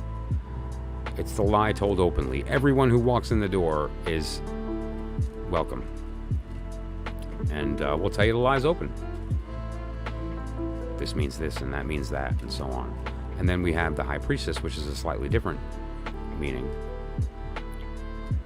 The outer order is available to everybody. You even have the two people in the front, the acolytes, that, ooh, I'm excited, I'm part of this group, and they're going to teach me all kinds of stuff. All right? No, they're not. However, they're going to plant seeds, and if you have the ears to hear, you can gain access to the inner order, which is represented by the High Priestess. And the inner order is this place of, rather than lies told openly, it's the truth told in secret. It is the truth, but it's told in secret. It's not accessible to everybody. You can't just walk in the door and get the information. Notice there's no acolytes waiting to receive this, what can I do? Just whatever to get the truth. Okay, well, give me 10% and, let me babysit your kids. But what we have here in the High Priestess is a totally different circumstance. You have to be invited. You have to earn your way in. Some people don't even know that exists. You know how many people join the Freemasons and don't realize there's anything past Blue Lodge? They're even showing it on a diagram. Right? So, at the end of the day, it's that same idea. And in that place is the truth told in secret. And that's the place that I work. I work there. Because there's another place available, and I've mentioned it before, there's this idea of an inner sanctum. The inner sanctum is not available to everyone. You have to be invited, but nobody that's in the inner sanctum can invite you. And this is the most beautiful part of that. You don't need to be a member of the organization, whether it's the church and the educational institutions or government or whatever the case, or the higher orders of like the the Golden Dawn and so forth, the Lima, the OTO and so on. You don't even need to be a member of those to enter the inner sanctum. You just need to know the truth. And that's represented here by the Fool. Now, the idea here is I and you together, if we are open, and I'm asking you to do that, because I'm working in this place of the High Priestess, I'm working in the place of the truth in secret. The goal is for you and I together to get to the Fool, to get to the truth told openly. That's the point. That's the point of all my readings with you, is to get to the truth by you and I through the conversation of the interrogation of this art, accessing the divine wheel, our play on that, which is not fixed. Remember, that world doesn't ever change. It does not change. Okay, it's the beautiful unchanging truth. We create change by acting on it. It's not moving. So instead, ebbs and flows happen based on the will, right? And so channeling, at the end of the day, very similar to what we talked about here, is the idea of being open to the information that you receive from the Hierophant, to see kind of behind that veil and see what's going on with the High Priestess. Now, what do we see here? We see the pillars. And the pillars with the Hierophant also. The High Priestess pillars, though, one's black, one's white. They're very similar to what we've seen on the Tree of Life, right? And that's not an accident. And behind her is a symbol of the Tree of Life in this pattern on her tapestry there. Notice we don't see that in the Hierophant. And it refers to the fact that the change occurs in the middle there. She's holding a document in her hand that says, depending upon how you read it, Torah, Rota, Hator, there's various words. And so, it's this idea of that sort of inner knowledge. And now I want to read this statement, which I've had up on my stream since the beginning. It's kind of like one of these very, very meaningful throwaways. I put it up there, never pointing to it. Occasionally, I've referenced it, but I'm going to read it now with very, very specific meaning, because it's relevant to tonight's talk. An imprisoned person with no other book than the tarot, if they knew how to use it, could in a few years acquire universal knowledge and would be able to speak on all subjects with unequaled learning and inexhaustible eloquence. Now, how is that possible? That's a bold statement. Now, I will preclude by stating that statement is 100% true. Well, that's factually not possible. So, it's just hyperbole. Let's just review the statement. Once we understand that divine pattern, and we're able to see it and know it, and actually the pattern is quite easy to wrap your head around once you kind of get what's happening here, this relationship with the princess and the prince courting and then becoming king and queen and giving birth to the next prince and so forth, and how that manifests as these 36 deacons. It's all quite beautiful. Go back a few streams and all the math is there as well. But once we understand and know this unchanging truth, we can apply our experience in that to see how those ebbs and flows result. Because don't forget the important point. You were born at the beginning of time. At the moment that God said, I, and the universe came into existence, you existed. If you see the order of the majors on top, I know they're small, but there's 3 sections of 3 cards, 7 cards, and 12. The elements, fire, water, air, manifested as Earth in the 7 planets, and then the 12 signs, which represent the space that those planets live. But now, shouldn't the space have existed first for the planets to have formed inside? No, it's not how it works. That's how it works here. There, it's opposite. We talked about that before, right? It's descending, we're ascending. As it hits that point in between where it's going to manifest, it's called the singularity between here and there, that point in the middle, things get reversed. And so in the divine world, there wasn't space first and planets that formed into space. It was the opposite. The divine will to create gave birth to the planets as archetypes. Hydrogen, the atom, on its own, not manifest yet. And the moment that that happened, out of reaction to that, space was born in order that it would have a place to manifest, which was the H2. At that moment, the Big Bang happened. That was the moment of the Big Bang. So when we are told time didn't exist before the Big Bang, we can't wrap our heads around that, because how is that possible that nothing existed before the Big Bang? There was no space? How is that possible that there was no space? We know that there was a singularity, and in that singularity there was some type of energy, and when it burst into the Big Bang, that all these particles formed out of the heat and all this stuff. So there were particles, like there had to be stuff there prior to that. No, that was the divine will. And the divine will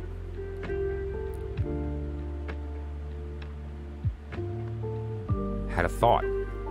That thought was I. That's the sword of the other order. This is the new divine order. That the sword, not the cup. And that will manifested the cup as the third, and then so forth. Right? But now the idea is, knowing this knowledge allows us to recognize that we are supposed to take the divine mind in our heart. We're not supposed to communicate with divine mind with our mind. It doesn't work, because it's the wrong order. But now that we know the correct order, we speak to ourselves, to the higher self, to God, to the universe. Pick a word. Our souls talk using soul. Our bodies talk using the body. But our hearts talk using the mind, and our minds talk using the heart when we're speaking to there. But now it depends on what direction that is, meaning that when we are speaking, we need to have our sword upside down and our cup upward. And we have to be reversed the other way, so that we can receive the divine mind in our cup, and we can receive the divine love of the pouring down of God's love, of our higher self's desire for us to know the truth on our mind. But not actively. We're not in the state of wanting to act. The sword is down, and we're just receiving the thought. That's channeling. Channeling is the experience that is achieved by going through this exercise. It's not the work, it's the thing that's achieved by that work. And so just to be clear what I'm talking about here, we take the cup and sword, and we have to now change the direction. So in this case, I'm going to take my sword and I'm going to rotate it. And I'm going to recognize that with God's, that's the higher self, the whatever. There's this other order, the divine order. And the divine order is an upside down sword into our cup. The upside down cup pouring on our upside down sword. And so that's channeling, is being open to the experience of allowing our cup to be filled with divine mind. Get your head out of the circumstance. That's why, and I'm going to be, before I do readings, I'm going to be taking my sword and I'm going to be folding it up and closing it. And anybody who's been here for when I've performed that ritual with my tools before readings, that's so that my mind is out of the picture. That's why I do that. Okay. And so, divine mind. Oh, we're not there yet. Sorry. Divine mind is the idea of the fact that we were born at the end of time, or beginning, and we're at the end. We were born at the beginning and at the end, waiting for ourselves to catch up. We already know the end of the story. We know the end of the story. That's divine mind. The beauty is through our activity, through our playing with our toys, bouncing around this playground of the fixed world, by throwing our will around and things happening, kind of muddying it up with the intent of whatever our intent is, to take a sip of coffee.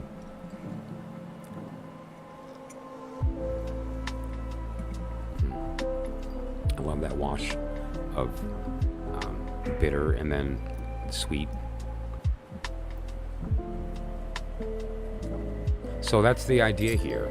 The idea here is of facilitating the conversation. Because the fact, and here's the beautiful thing, although you're at the end of time, waiting for yourself to catch up, which has an important implication, that means you know the end of the story. The beginning and the end are done. You can't do anything about it. Those pillars cannot be moved. However, we can play with the middle. We get to write the story in the middle even though the end is done. And we know the end. Why do we know the end? Because we lived it. And so what the idea of channeling truly is communication with your higher self that's at the end of time because it lived it. How do we do that? We leave the wand and the pentacle alone, and we reverse the cup and the sword. Okay?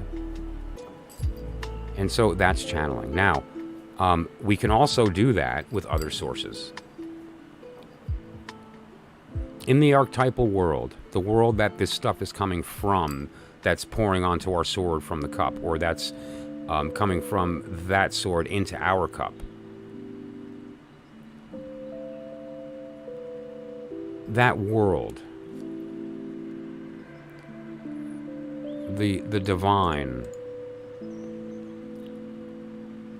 the idea is there are entities there, the deacons, the courts, the majors. They all have an identity.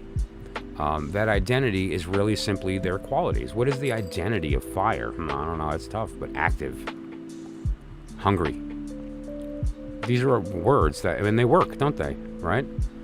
Fire consumes. Fire is very giving. It gives its light indiscriminately. It does not care who receives its light. It just casts it without regard, right?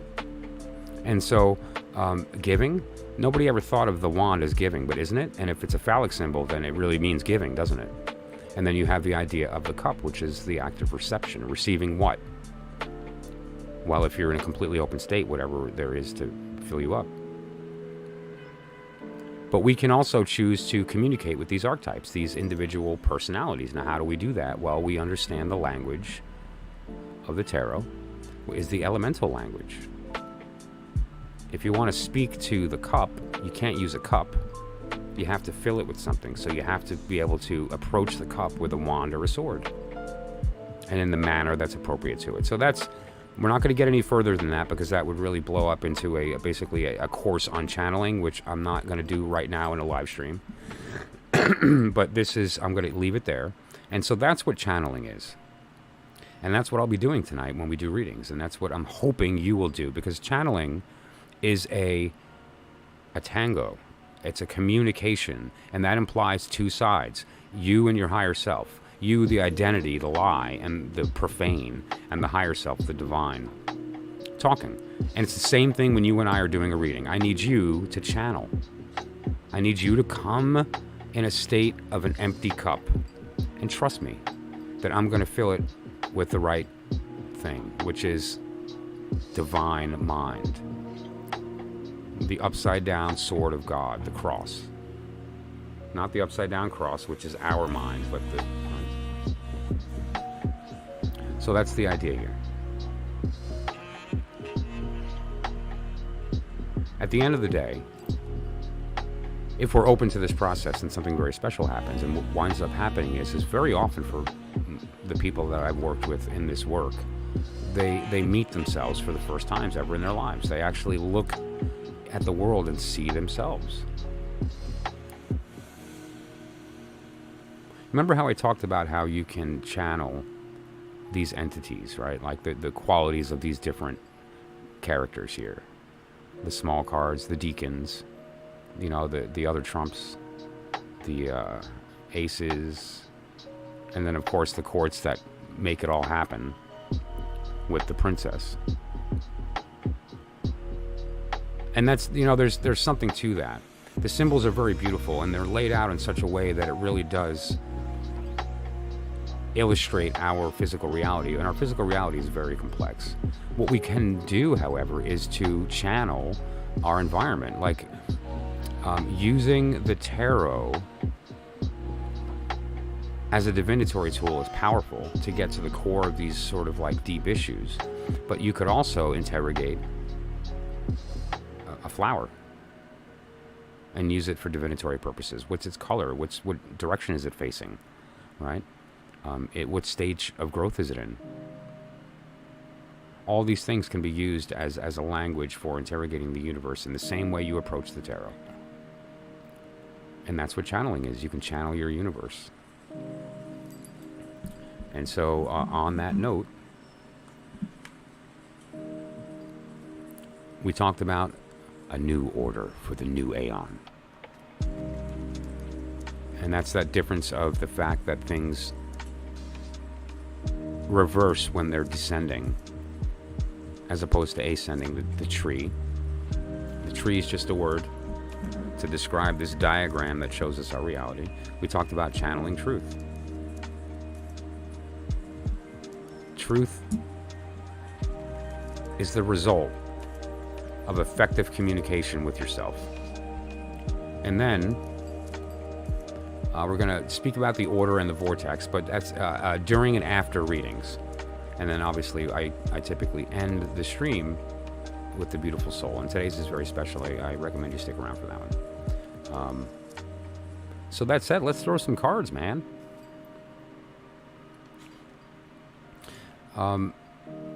If anybody found any value in anything that I'm doing here, the whole intent is to help facilitate this conversation in you, for you to know yourself, talk to yourself, your higher self, and to have access to all the things that come with that.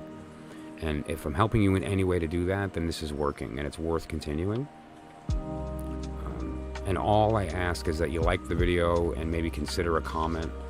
And if you are interested in something that is a little deeper and want to do some real work, related to communicating with yourself, related to soul talk, related to maybe getting rid of some stuff that you're carrying that you don't need to, and overall just improve your understanding of your place in the world. I'm available private. You can call or direct message, email, text that number. There's all the ways to get a hold of me. And anybody who's worked with me can I would hope, communicate that I really, really take this seriously, and I'm coming from the right place. It matters.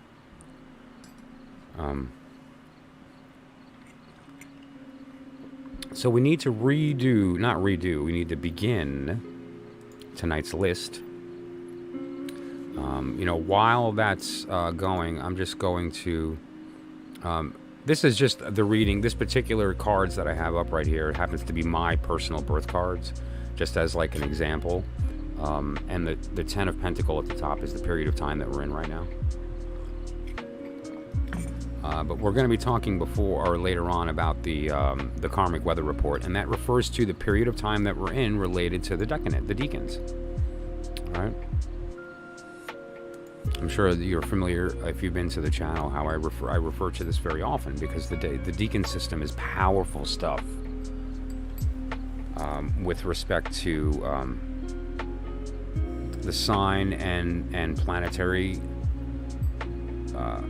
influences. Again, this does not change. This is the static divine order compared to our effect on it. And so I use this very often and go back and forth when doing readings. And so the weather report has to do with the period of time that we're in right now, and we're also about to move into a new period, right? We're about to, not only just a new period of time, not a new deacon. We move through the deacons every 10 days. We're going into the autumnal equinox. Like, we're going into the beginning of the year, the end of the year.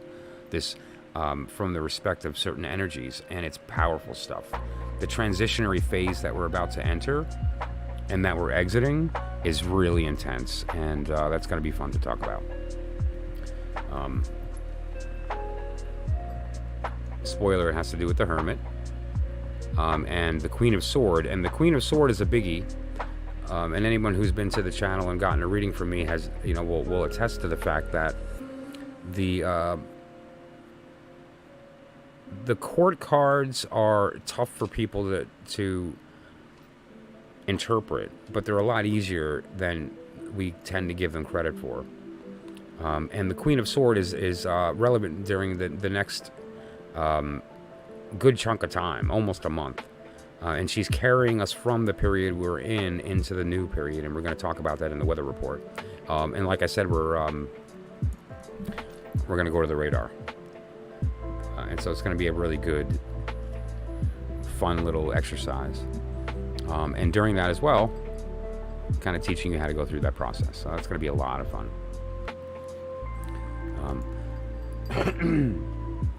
On that note, let's just kind of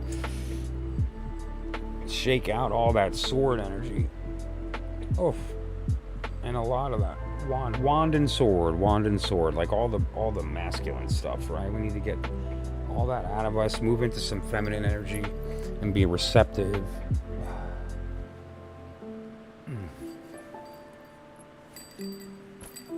Okay.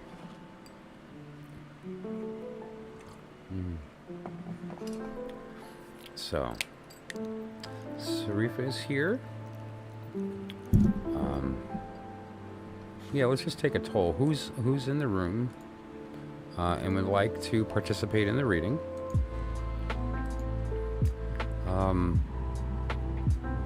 Otherwise, I'm going to move on to the weather report. And talk about the daily message today as well, which is interesting because it relates to everything we're talking about. It's part of the weather report,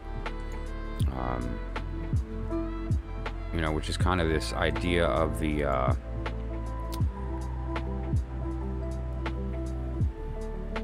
not just the vortexes and the elements, but there's a lot of...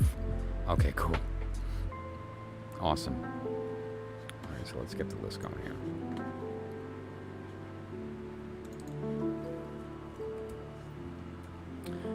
It's the elements and their interplay becomes really relevant during these transitional periods, is what I'm trying to say. Lauren, okay, great. So let's start with Ceremonial.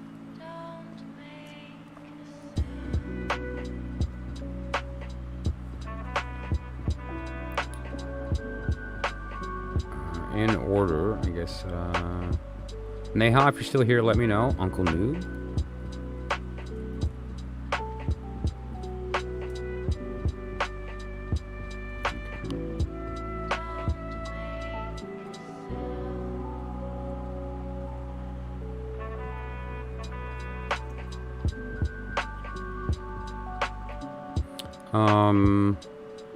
Let's see. Lauren.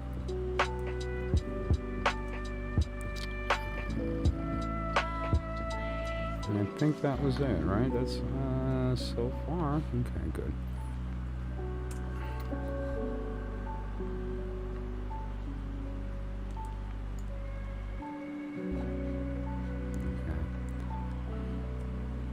All right.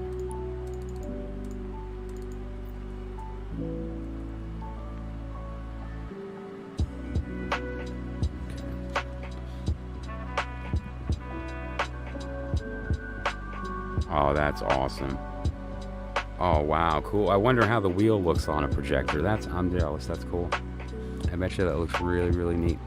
Okay, let's make sure this lines up now because I made stuff all kind of. All right, there you go. And you guys have to bear with me again. I threw this thing together like with duct tape. This whole thing. This was like did not exist until I decided to, and so kind of getting through this and navigating, getting the cards up and the camera and stuff and all this is, getting the sound took me forever. I was like dropping frames and all this, so I appreciate everybody kind of sticking with me as I make it through this process here.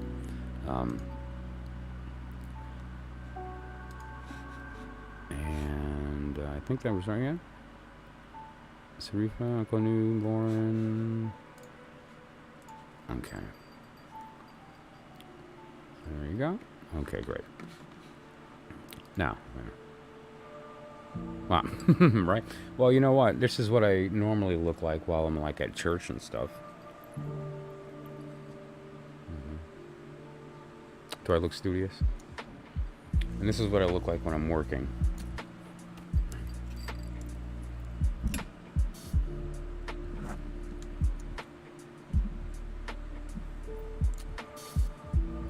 No. You know why I got these? Because I thought they looked like the Patrick Batemans from American Psycho. But they don't. Turns out they don't. And these are my readers that I stole from somebody, a friend of mine that I liked. What are these? These are like a 2.5. And the 40s are weird. The 40s are weird. I'm looking forward to the 50s. I haven't hit there yet, but yeah, the 40s are weird. I don't recommend anyone go through your 40s. Stuff starts like acting funny in your body and stuff, and like it's weird.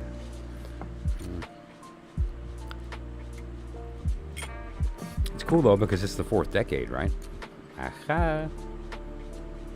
But yeah, so cool. All right, so let's take a look here. So I just want to set a couple things up before we do the reading, okay? And you guys know that I just want to make it special and kind of do my little ritual here. Luana, thanks for popping in. Oh, I appreciate that. Great. And if you missed the beginning, there's some fun stuff there too. But that really means a lot, It really, really means a lot that you're interested in coming and learning. And, I'm also interested in people teaching. I learn from every reading I do, and whenever someone has something to say, I'm in a state of listening. Like, I'm way past this little place when I was years ago where I was like, oh, I want to make sure everybody knows what I know, and so you got to chime in on the conversation. You don't learn because you're not in a state of hearing at that point. You're in a state of waiting for them to get done talking so you can talk. That's not a state of listening, right? And so anyone who wants to contribute, I highly recommend, like if you have any ideas, thoughts, questions, did something pop up that wasn't clear? Lauren asked a great question related to a friend that has trouble reading for themselves, or I forget who it was, Dreamer of Dreams or something like that, asked the question about dream walking and these things. So to generate the community conversation requires that everybody communicate. Right? And so whether it's a question or an opinion or something that you want to talk about, if there's a subject, incidentally, if you're in this room, it's because you're attached to this subject in some fashion. If there's something in this that you want to share that you feel will contribute, let me know. We'll chat on the phone, or we'll talk, or email or whatever, and we'll get you on. I can either pipe you in through the phone and do like a live on the air type of thing, or we can do like a Zoom and I'll pop your window up. Either way, anybody who thinks they have something to contribute here, I would love to kind of bring to the community and to have a conversation about that, right? And so I appreciate that. And Luana, you're very special to me because, I believe I might have thrown a card or two for you, but you're really somebody who comes in here to listen and you provide feedback, and that means everything. It's everything to know that there's people out there that are receptive to what I'm doing here. So I really appreciate that. So I just want to kind of set some things up. I just need another couple seconds here to get myself together. Let me take a sip. There's something I wanted to do as well, which I spoke about before, and if you weren't here for everybody, what I wanted to do is to, as we go through this idea of understanding channeling, one great way to talk to demonstrate it, to literally demonstrate channeling in front of the world here live on YouTube, is to do a tarot reading about the past. Because we already know the ending, and so it's right away you can see the it happen. And this is it's a bold statement, but it's one that will back itself up. This has nothing to do with me trying to prove some skill or ability. I have nothing to do with what you guys are going to witness. And so what we'll do is one of these readings, whoever wants to, we'll do a reading about your past, not your future, or your present. We'll look at the past. Okay, so we need to set the table up, get ready for the live readings. Sarifa, you're first, Uncle Noob, you're second, Lauren third, and Luana, if you'd like to join, you're obviously welcome. And so that said, I just need a moment to get stuff together, and I will be right back.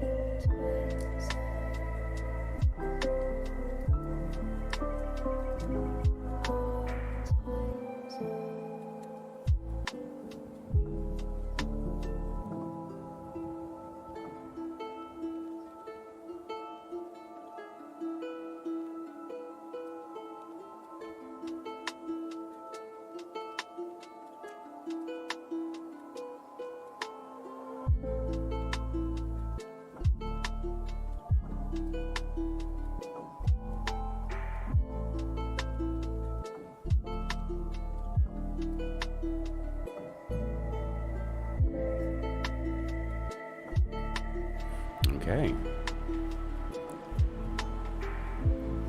Thank you so much for everybody who stuck around and is going to continue with us this evening. So we had a couple of really good talks, and now it's time to throw some cards. And before we do that, I just want to kind of go through my little ritual.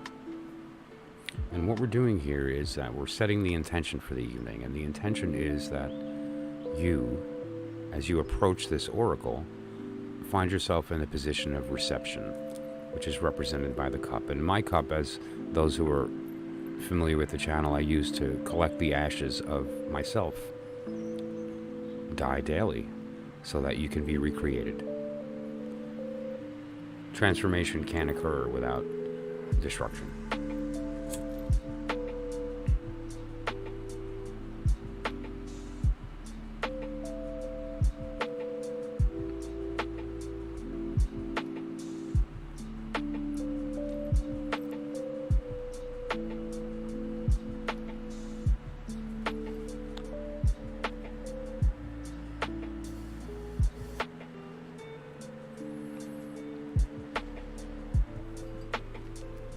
Isn't that beautiful? Fire and water together giving us the incense. It's just a lovely symbolism. Oh wow. That's always fun. This is the wand. This is the will. The will of God, the will of man. Unmovable. These two don't change. What changes is the cup and the sword. I have it upside down. The divine will. Manifested through intelligence, through knowing the divine mind. Pondering, communication. And that's what we're trying to do here, is to communicate with the higher mind. And so I had it pointing down, and as I usually do when I do my reading, I'm going to close it. It's why I use a pocket knife. It's white for air, but it closes in order that I approach this from the correct place. And I'm coming from the state of soul. So let's light our candle for the evening.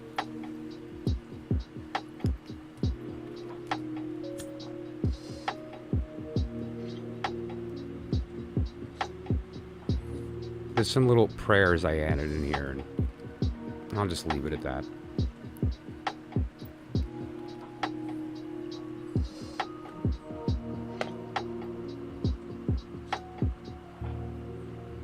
Get the flame in the picture? Sure can. Great. Let me move my magus. Let's burn him. Okay. This is my magus doing his work. He's standing on his magic circle, which is usually my victory pentacle, but today I'm using the amethyst as the pentacle. And I like that because it symbolizes the union of red and blue, right? The union of the wand and the cup, which is the work that we're trying to do. The pentacle refers to the union of the elements as a solid manifest thing. So what are we manifesting? The combination of my wand and your cup. The union of the soul to receive divine mind, and that will be done.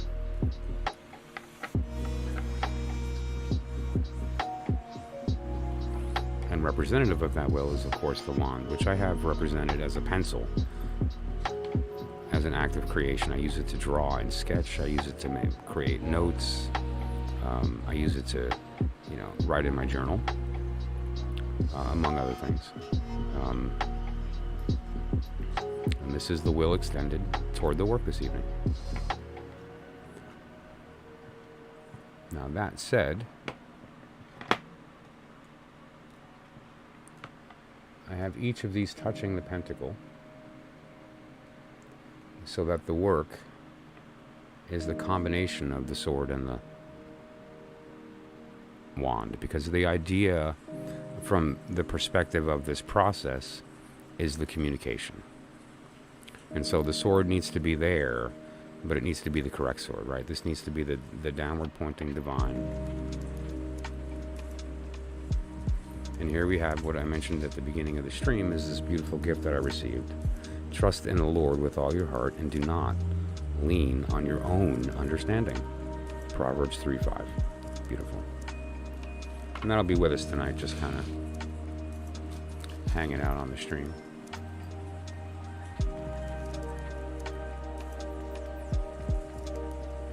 The eye of truth is always watching. So,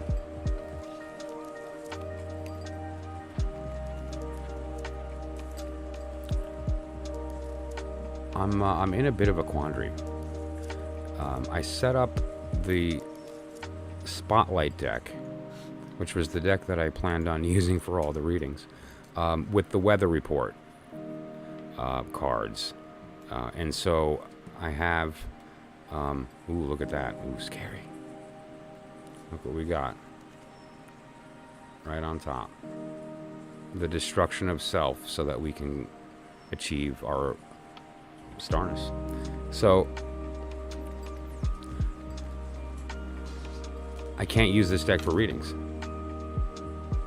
because it's in, it's set up for the weather report. So instead, I'm going to have to use a different deck for readings tonight.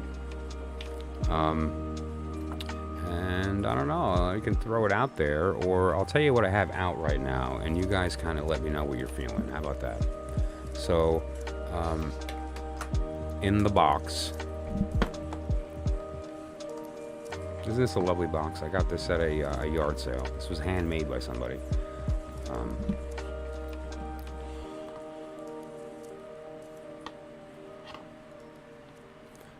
Yes, there's a mirror. I know. How beautiful is that, right? We have the Hermetic Tarot, my mini Rider-Waite, the Tarot of the Abyss, and living on top of this is usually the DuQuette Tarot of Ceremonial Magick. So I've got that going on, or we could do Thoth. Maybe we should do Thoth. Wow. It was the Thoth deck is the reason that all of this information was kind of made mainstream, because what Crowley did is he kind of said, stick it to the Golden Dawn, and revealed their entire body of knowledge and secrets in that deck. Just put it out into the world, like, and they weren't happy about that. But no, he didn't mind. So I think that's what I'm going to do. Let's just jump to the Thoth. And we'll do readings with that tonight. And then we will, from there, once the weather report is over, I'll be able to jump to the Tarot of Ceremonial Magick, which actually they are kindred decks. Because again, this deck, the Spotlight, was actually based on the Thoth deck. And that system, so it's including all the corrections and some other things that were kind of polished up by Crowley with respect to some of the intentional blinds that were thrown into the system, so that people who approached it that weren't initiated would get it wrong. He corrected those, so. And so the Thoth deck is really, really special. Plus, it's really, my first tarot, and I'm sure that a lot of people have had this similar circumstance if you've been reading cards, was probably the Rider-Waite, right? Mine was the Rider-Waite. The Waite-Smith, the one we all know. And my understanding of tarot at that point was pretty limited, right? Because I started with the little red book, or the little white book, and whatever the case. Which is funny, because at the time I had a different story for a different time. A very deep connection to Crowley's work at a very young age. Probably too young. I wasn't ready for it. But that said, tarot still wasn't unlocked for me at that point yet. The Thoth deck was the one that kind of really did that, or it helped facilitate that. And so it's kind of special in that respect. This is a very, very newer version. My large is pretty used. I'll just say that. But the this mini one, the small, like the standard, is fairly new. It shuffles like butter. Just love that. And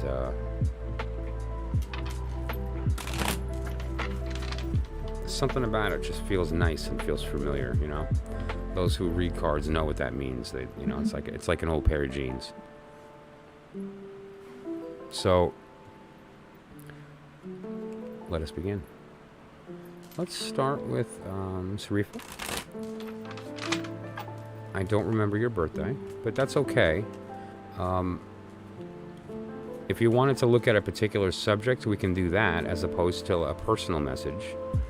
And we'll do a personal message later on before a reading for somebody else.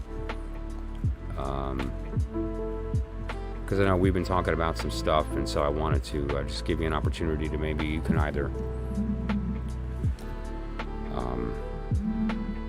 you know, ask a specific question, and I'll throw some cards. Like, again, it's kind of my discretion how many and what and under what circumstance.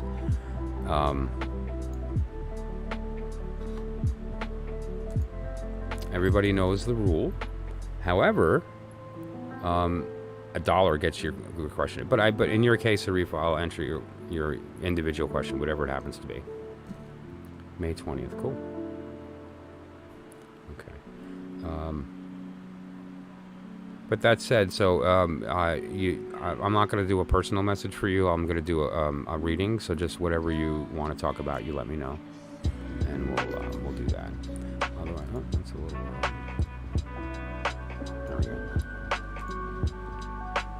Up for anything? Okay, cool, awesome. So let's just take a look at the wheel, and let's look at May 20th.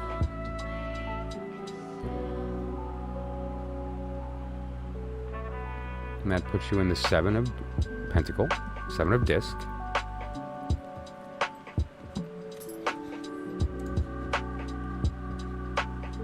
And the 7 of Disc is your court. All right? And now the major of the period of time is based on the sign, right? In this particular case, it's Taurus, which is the bull, but in this case, it also refers to the Hierophant. And I've talked about that before on the channel, the Hierophant. And we'll get to that. Okay. So your Deacon is the 7 of Disc. And now you also have a court that is associated with your sign, right? The period of time. And so now let me pop up the wheel that I can annotate and show you what I'm referring to here.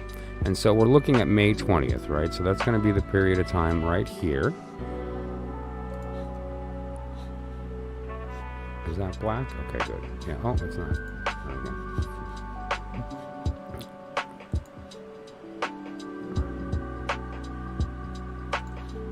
All right. And so what we see is the 7 of Disc, but we also see Saturn, right? So this is Saturn in Taurus. Not just Taurus, but it's Saturn in Taurus. Okay? And now that's a different energy than just strictly Taurus. Now we also see, if we're going to look at the court card that's related to your period of time, we'll see that it happens to be the Knight of Sword here. Okay? And so this is the Knight of Swords period.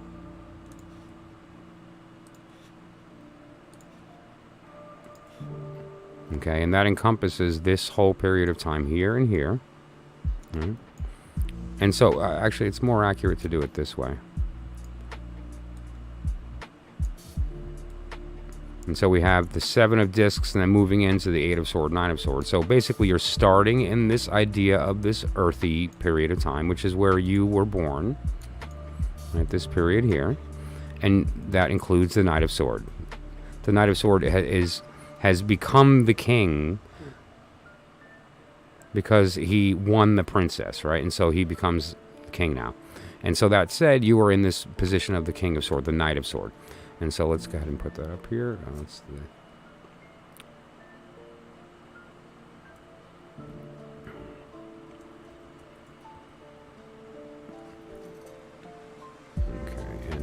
this is... A day will come, I promise everybody, a day will come where I'm fast at this. Where it doesn't take me an hour to set it up, so I apologize for that. Okay. And so... Perfect. Okay, oh, it landed in a good spot. I'm not going to get too messed up about it overlapping the camera, right? Will it even matter? Not at all. Completely irrelevant. Oh, that's a neat card to kind of have up on top. The Three of Cups. That's a pretty card. You know, this is the one in the Rider-Waite with the three women on the hill dancing. Yeah, that one. So,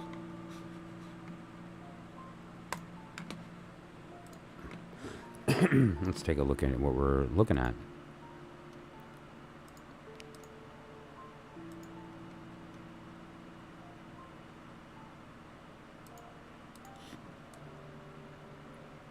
I have to go through the steps of lining these up for the personal readings because the middle card won't change for a month.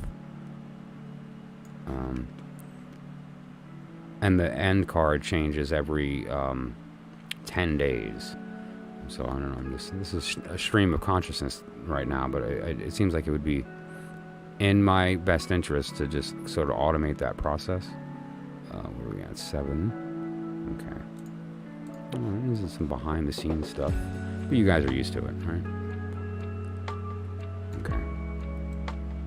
It's about getting it right, really. It's about just getting the process to where it flows, and so we just have it in front of us. We don't have to dig around and do whatever the case. It's just right there in front of us. That's really the whole point of what we're doing. Okay. And your major was Hierophant, right? Yeah, okay. Taurus.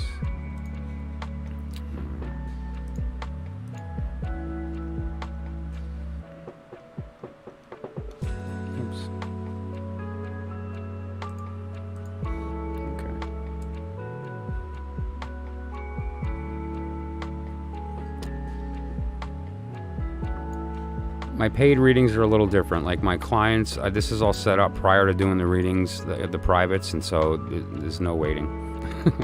Okay. There we go. Got there. Okay. So, if you see the progression, what we're looking at here is your major, and then the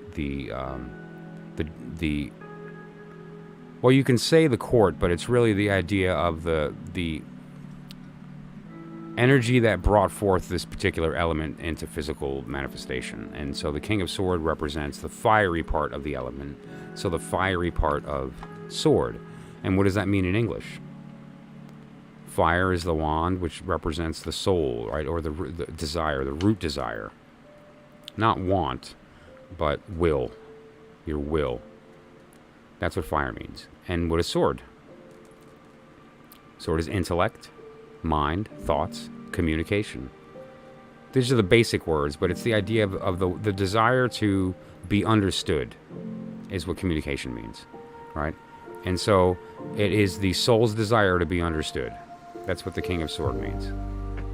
All right, do you see how I got there? And now the Hierophant is the idea of the institution, right? It's the idea of religion, education, government, the worldview of your local area. Yajni, thanks for popping in. Doing very well. I appreciate you participating in the stream. And so the Hierophant also it refers to the old way. But the old way works. It's reliable. But the old way has a motivation. The old way its motivation is to persist. It's not about quality so much as don't die. Speaking of not dying, I'm going to save my candle. Okay. Sorry, that almost went out. I just had to tip the wax there and give it a chance to live a little longer. I certainly will add you to the list, no problem. And again, thank you for participating in the stream.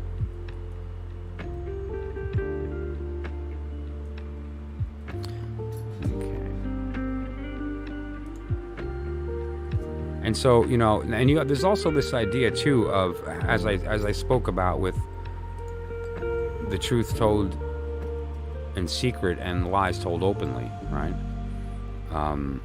It doesn't mean necessarily you're being lied to, but what it means is they're giving you enough information to keep you there, and it's kind of hidden information.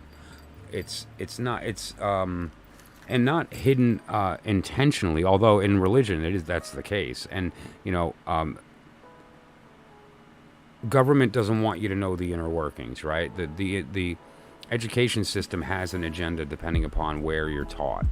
All these things are important to remember. And so, but what it refers to is relying on the old way of thinking that doesn't really serve us any longer. Pardon me. And then we have the 7.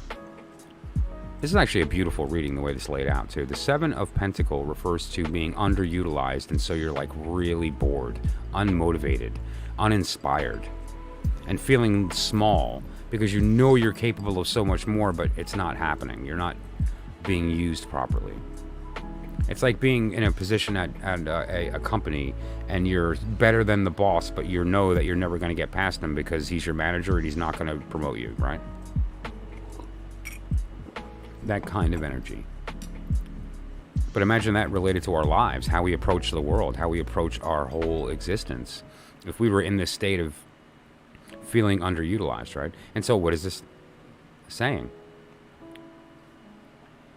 The old way isn't working any longer, and the soul is attempting to communicate but not being heard, and that puts you in the state of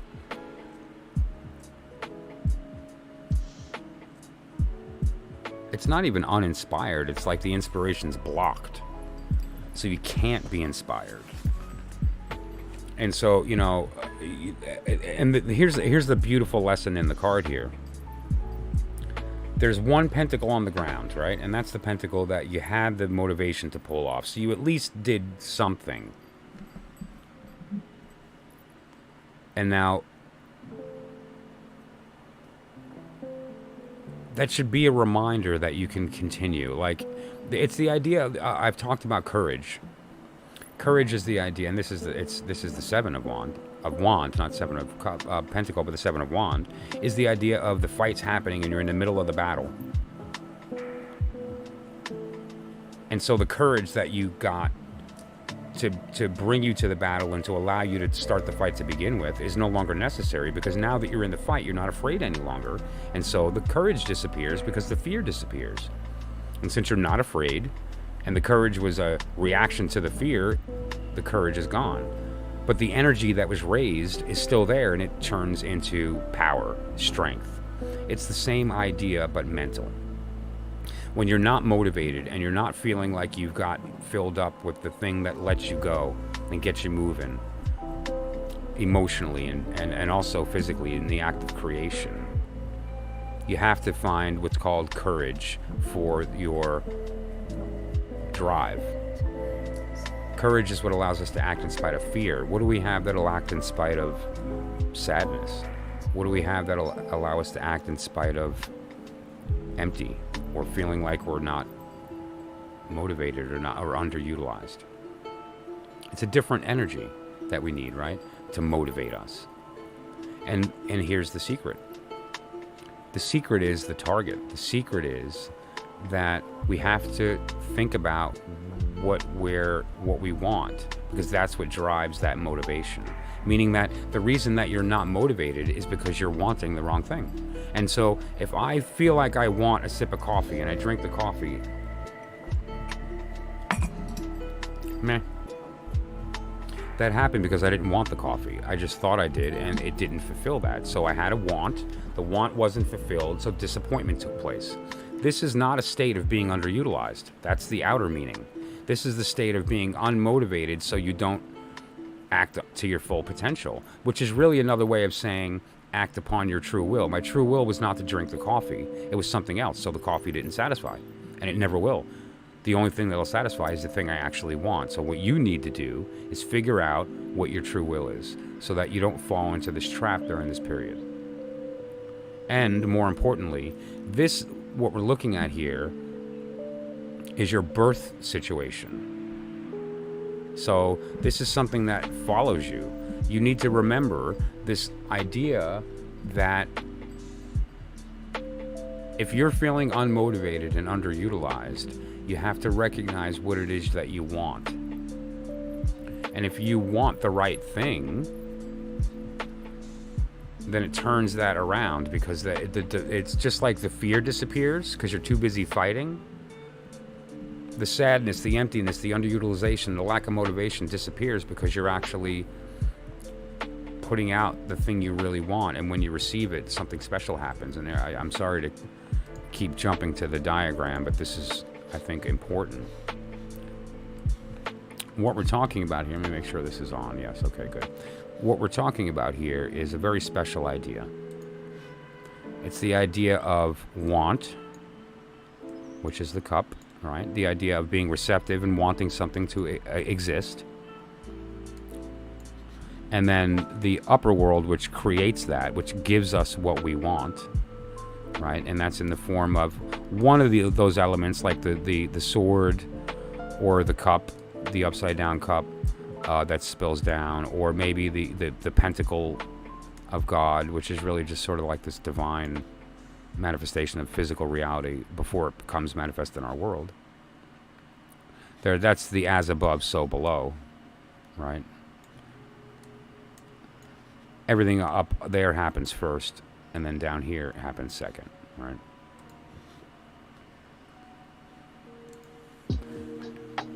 And so this is the same idea. It's the idea of understanding the right thing to want, I guess is the best way to put that, so that your motivation is like instantly filled up. It's the idea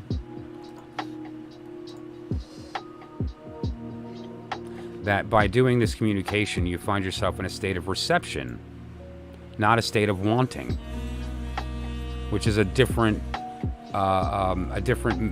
direction of that energy. A state of wanting means you're going to take whatever, and you're going to be unfulfilled. You're going to be unhappy with your existence and unmotivated. But if you, instead of being in a state of wanting,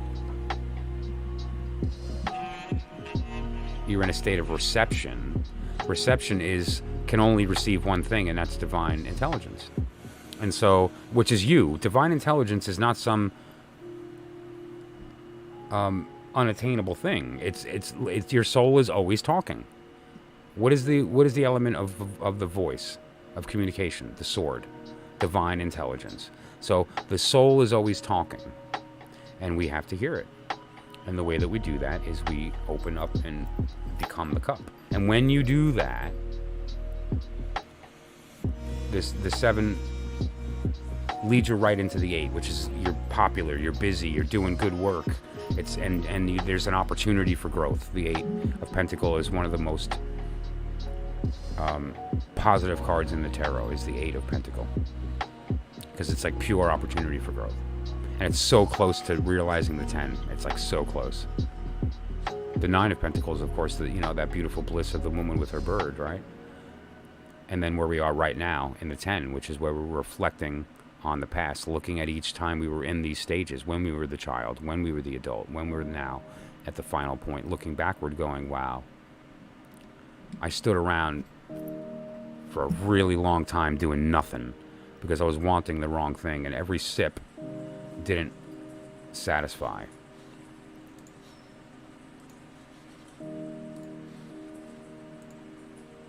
This is a very holy secret I'm about to share with you. When you're in the act of reception and your higher self is in an act of bestowal, something very unique happens. Your want, which is the want to experience the upper self, the divine intelligence that cascades down,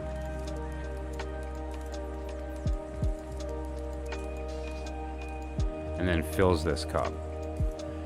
Your want goes up to your higher self in the form of a mode of communication, which we'll talk about. Your have, receiving the thing you want from your higher self, occurs at a certain point in time. That moment, we have a word for. That moment is called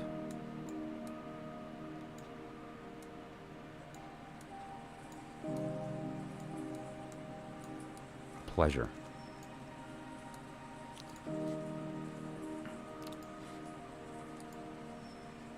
Pleasure. Pleasure is the act of receiving divine intelligence. The thing that you want and the thing that you have occurring at the same time. When you do want the sip of coffee, and you get it.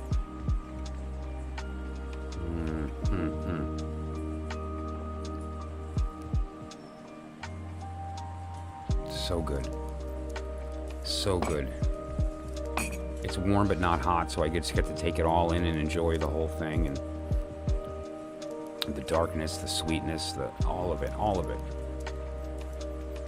Bliss. And I mean that. I didn't fake that moment. I promise everyone here I didn't. And that sip was so good. I kind of want another one. How do you like that? Now, here's the problem with this whole math of pleasure. Diminishing returns. Welcome to reality. As soon as you get more coffee, the pleasure decreases. And as you continue to get the thing you wanted and this cup hits the top and can't be filled up anymore, your pleasure goes down. Okay? And so now what does that mean? It means you're not fulfilled by the act any longer. It means drinking coffee isn't going to make me happy anymore. So I move on to another thing. And this is the idea of why we always want and are looking for different things. But through proper communication with ourselves, we can know what this thing that we want is, so we can stay in the state of pleasure. It actually, we get locked into that state. And we don't have this problem of constantly saying, hey, I want this. Okay, well, then you can have this. All right, but you know what? I don't want that anymore. I want something else. All right, fine, you can have that other thing. Yeah, but, and so you're in this constant state of want. Instead, be in a state of have. And what is the state of have? It's being receptive to the divine intelligence. So you stayed filled up. And you don't suffer diminishing returns with divine. What winds up happening is that you fill, and then there's this, and I'm not going to get into it, but there's a relationship that takes place where you start giving back, and so the cup stays full and you live in bliss. And it never ends.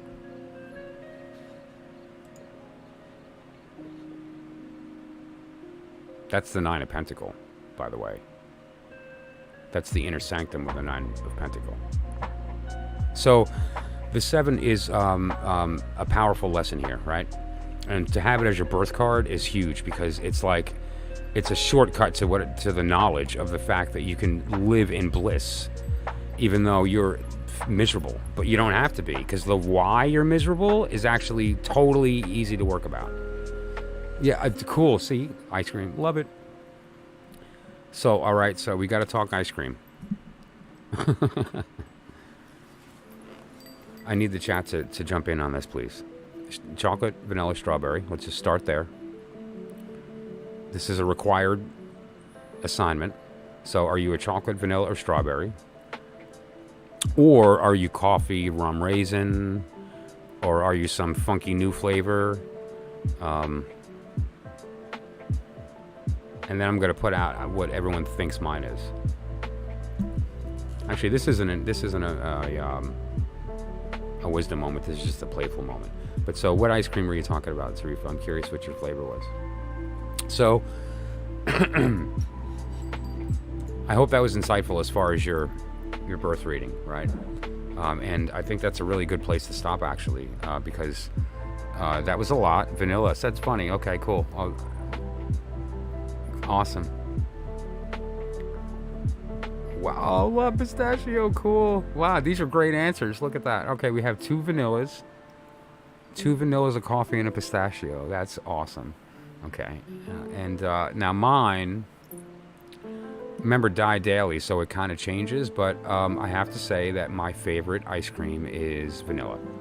And it's got to be the vanilla with the little black spots, right? I don't want some kind of nonsense beaver butt juice. Okay, this is a moment of wisdom, a random act of wisdom. Just to be clear, and if you don't believe me, I encourage you, don't Google this, because if you do, you'll determine that I'm about to tell you the truth. Vanilla extract, I'm not kidding, is derived from the extract of the anal glands of a beaver. So just to be clear, because I like vanilla ice cream and I've eaten plenty of beaver butt juice in my life, fake imitation vanilla is the excretion of the anal gland of a beaver. Now, however, it smells great and it tastes good. So I'm not saying you should walk around sucking on beaver butts, because that's not what I'm saying. I only tried once. No, but all kidding aside, it is also an ingredient that is in so much stuff that it appears on the ingredients as, and I'm not kidding. Please look it up. I'm not kidding. Don't look it up. Don't look it up. You're gonna notice that. Wow, this guy he doesn't lie. This guy tells the truth. It shows up on the label as natural flavoring. So anytime you've looked at a label that was a cookie, a flavored milk in your fridge, you know, the oats and the rice and the corn and the, well, not corn, but all these other milks, if it has natural flavoring, beaver butt juice, the juice of a beaver butt. Yeah, it's true. I forgot where we were. Oh, ice cream. So yeah, the vanilla has to have the little black spots, because you know what? The reality here is, with those little black spots, that's some real vanilla. You're not eating beaver butt juice, right? So get yourself Breyers. Who else has black spots? Does Haagen-Dazs have black spots? I don't know. I'm spoiled. I used to live in Vermont. And Vermont, of course, if you don't, you should know, is the home of Ben & Jerry's and Cabot Creamery, and there's more cows per capita than people by a lot. They're a dairy state in Vermont, and so I ate me some Ben & Jerry's, and they do legit vanilla. So, yeah. Okay, so that said, there was somebody who wanted to be added to the list. That was Yajni. Yeah, okay, and you're already on there. Okay, great.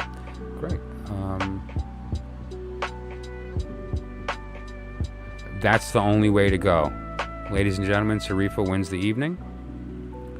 Good stuff. You're talking like real flavor right now. Not to mention the fact that Madagascar is one of, if not the, arguably, but probably the purest gene pool on planet Earth. Although not as much as it was, because humans are dumb. But yeah, so good stuff. How many people are on the list? Okay, I'll add one more. Ruby, you're on the list. And then I'm going to close it.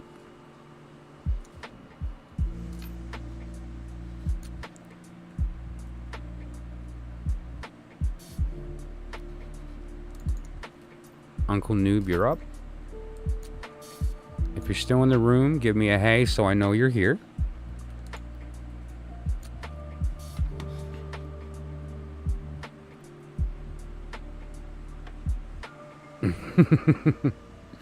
Yes, we all imbibe in our own ways, don't we? Right? And of course, that makes a lot of sense if you think about Taurus being an Earth sign, right? Earth has a lot to do with, the physical pleasures of the world, right? Not in the same way as the wand energy, right? The fire signs focus that a little lower. But, yes. Your tarot learning? Absolutely. That happens to be my wheelhouse. You've come to the right place. June 14th. Okay, awesome.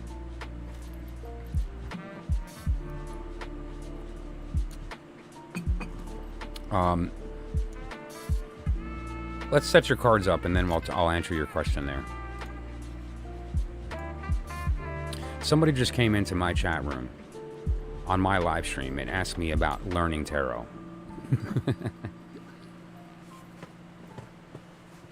That's like walking into like Leonard Susskind's office and saying, "Yeah, explain Big Bang Theory." You know, that's like walking into Newton and going, "Yeah, so talk to me about gravity." So, okay, well, let's wow, I just realized that sounded really lofty, and I apologize for that. Shoulders of giants, man. I stand on the shoulders of giants. Everything I am and have is because of a long lineage of people who did this work for us, right? I didn't make this wheel. This wheel came from thousands of years of research, thousands of years of mulling over patterns, and you know, my little theory about the turning of the suits in the divine order. You know, we'll see. I'm really hoping people who are involved in the Hermetic arts see this, and you know, and I'd be curious their perspective on that dynamic. It just makes complete rightness sense to me, you know, and it's hard to deny it. And there was something in me that had the courage to share it, and then I thought, well, let me draw it out over, you know, a period of time so I can really drive home the core knowledge that's necessary in order to understand this concept. Because again, I've mentioned this many times, when it comes to this idea of initiation, you can't just speak the truth openly first. If you do, it makes no sense.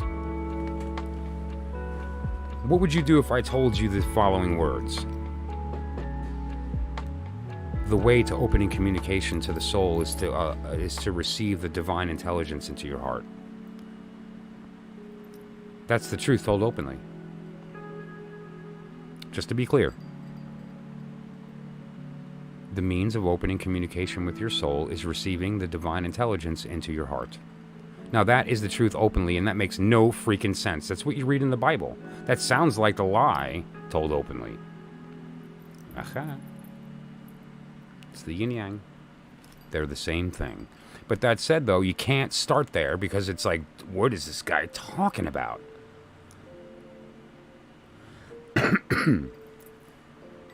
But then you do that base stuff, and now when I say that, you're like, oh wait, what he's talking about is the order of the cards and the fact that you swap the sword, which is the intelligence, but it's upside down because it's descending the tree.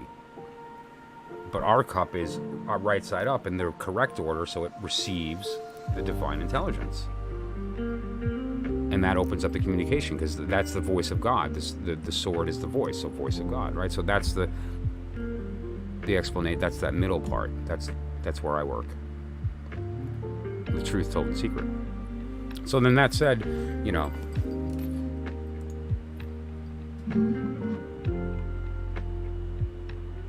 be open to that process. Huh. That's success. Okay, so let's do Uncle Noob real quick and get the cards out, and then we'll talk about that. I'll jump to the wheel. Okay. I am blind. I'm getting old. Okay, is this going to actually work? I spent all this money on progressives, right? Which basically means the bottom part from here down is reading, and the middle and top part is like for driving and so on. And then there's supposed to be a center area that's for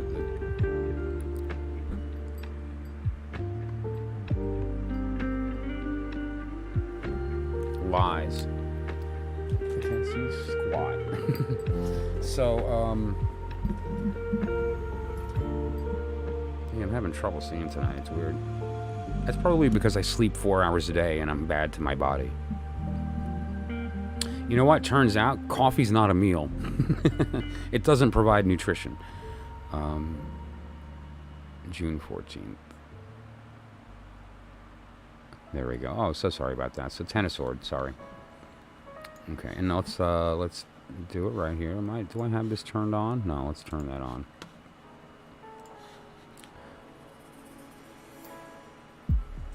June 14th.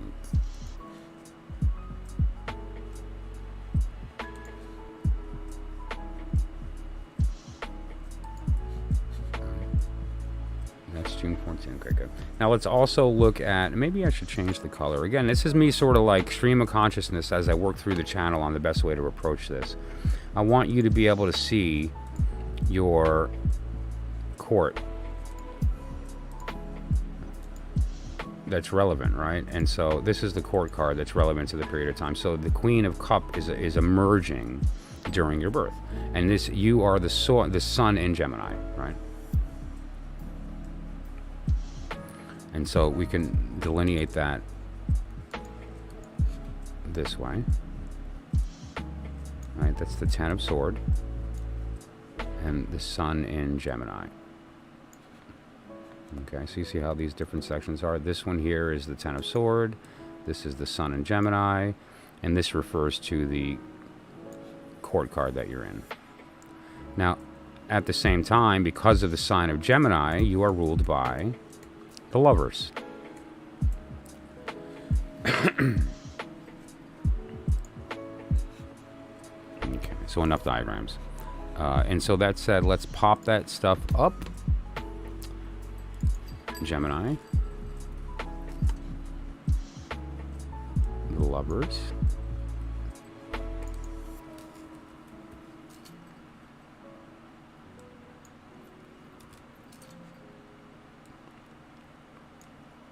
What did I say? Queen of Cups. Okay.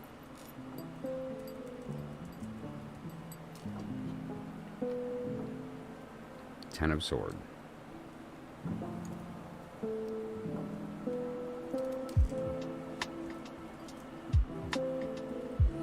Anyone who reads tarot in the room right now is going, oh boy, the Ten of Sword. Uh-oh, oh boy. How's he going to turn this into something good? I'm not. The Ten of Sword sucks. I'm kidding. But I'm not. But seriously though, so let's see. So we're at Gemini, Queen of Cups, Ten of Sword. Okay, let's get those out. Okay, so first we need Gemini.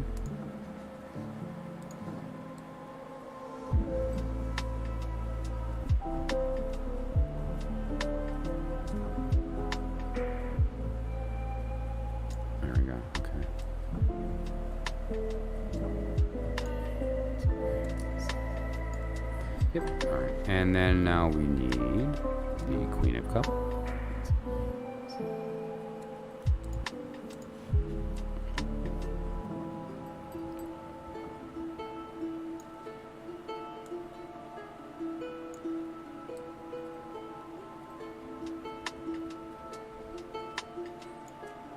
Ten of Sword.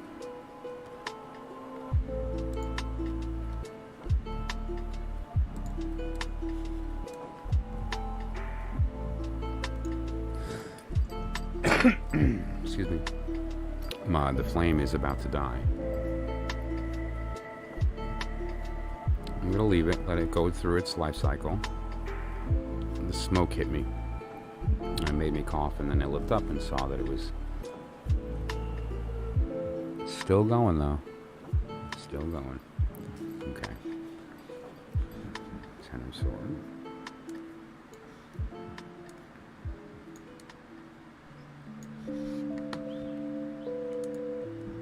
Okay. And so now you know where this is derived, right? You understand now where this is derived from. What are the Lovers? And how does that tie into the Queen of Cups? Like all of the court cards, they all have a couple of different connections that matter. They have some connections, for instance, in their elements, right? The Queen has a specific element, and the suit has an element. The element of the suit of the cup is water, right? Which is the heart, feeling, emotion. And then we have the Queen. Now the Queen is representative of the watery part of the element. So the Queen of Sword is the watery part of air. The Queen of Wand is the watery part of fire. What does water mean? Emotion. What does sword mean? Intellect. Speaking the heart. The watery part of water. The watery part of water is an idea. Yeah. Anyone wants free swords? Yeah, there's plenty.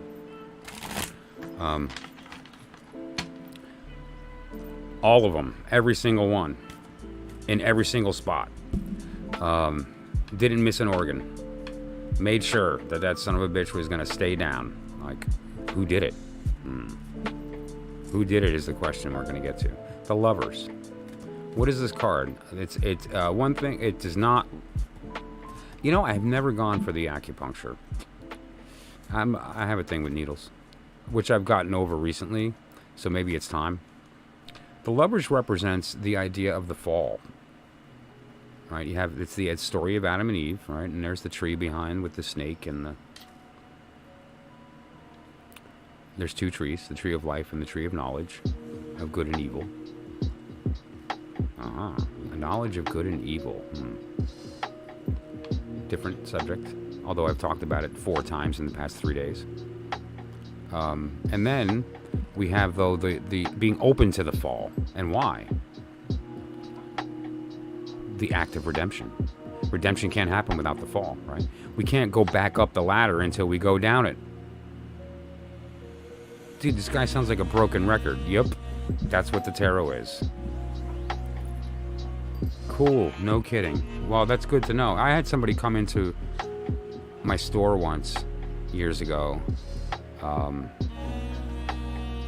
did something with my ear, and some crazy thing happened. It was kind of really, really cool. Just all this guy did was like, he came up to me like this, don't move. And he did something with my earlobe, and it was really something. It woke me up to the realities of acupuncture. Acupressure, in that case. And then there's some other ideas here with respect to the fall. Brianna, thanks for popping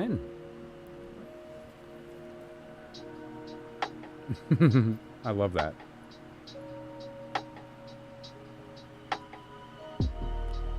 So there's also the idea, and why Gemini is relevant here is that there's different motivations here, right? I mean, Adam and Eve have different motivations. And so does the snake. And so that's where the two-facedness comes from this card of the Gemini, right? The Gemini can kind of flop faces. It's like a two-of-sword energy, but a little different. And then there's this sort of inner meaning, though. The inner meaning is not just the fall is required for the redemption. It's the idea that they're actually... she's fulfilling her role naturally in this, and being the object of Adam's desire, in that the reason that we're told Adam fell is because he listened to the woman. And she was too dumb to not listen to the snake. And of course, that's not the truth. That's the silliest thing that I've ever heard. The reality is Eve did a very beautiful thing, which is that she fulfilled her role of accepting the knowledge of the good and evil. She made the ultimate sacrifice, didn't she? No greater sacrifice than anyone else ever in the history of ever. Eve did something so special. And she's the reason for manifest reality taking place. Prior to that, Adam and Eve lived in non-manifest reality, right? They were not physically manifested. It was after the fall that they were kicked out of heaven. It doesn't actually say it's a snake. Okay. Well, it's not a snake. It's not a snake.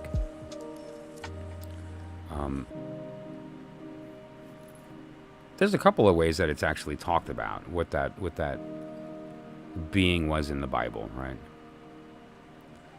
And was it the devil? There's a very interesting symbol here that we should take a quick gander at on the tree.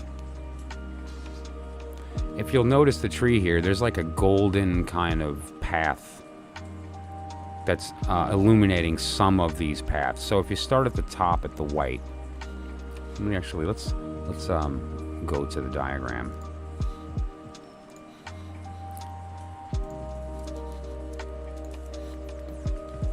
Let's use white so it's a little clearer here.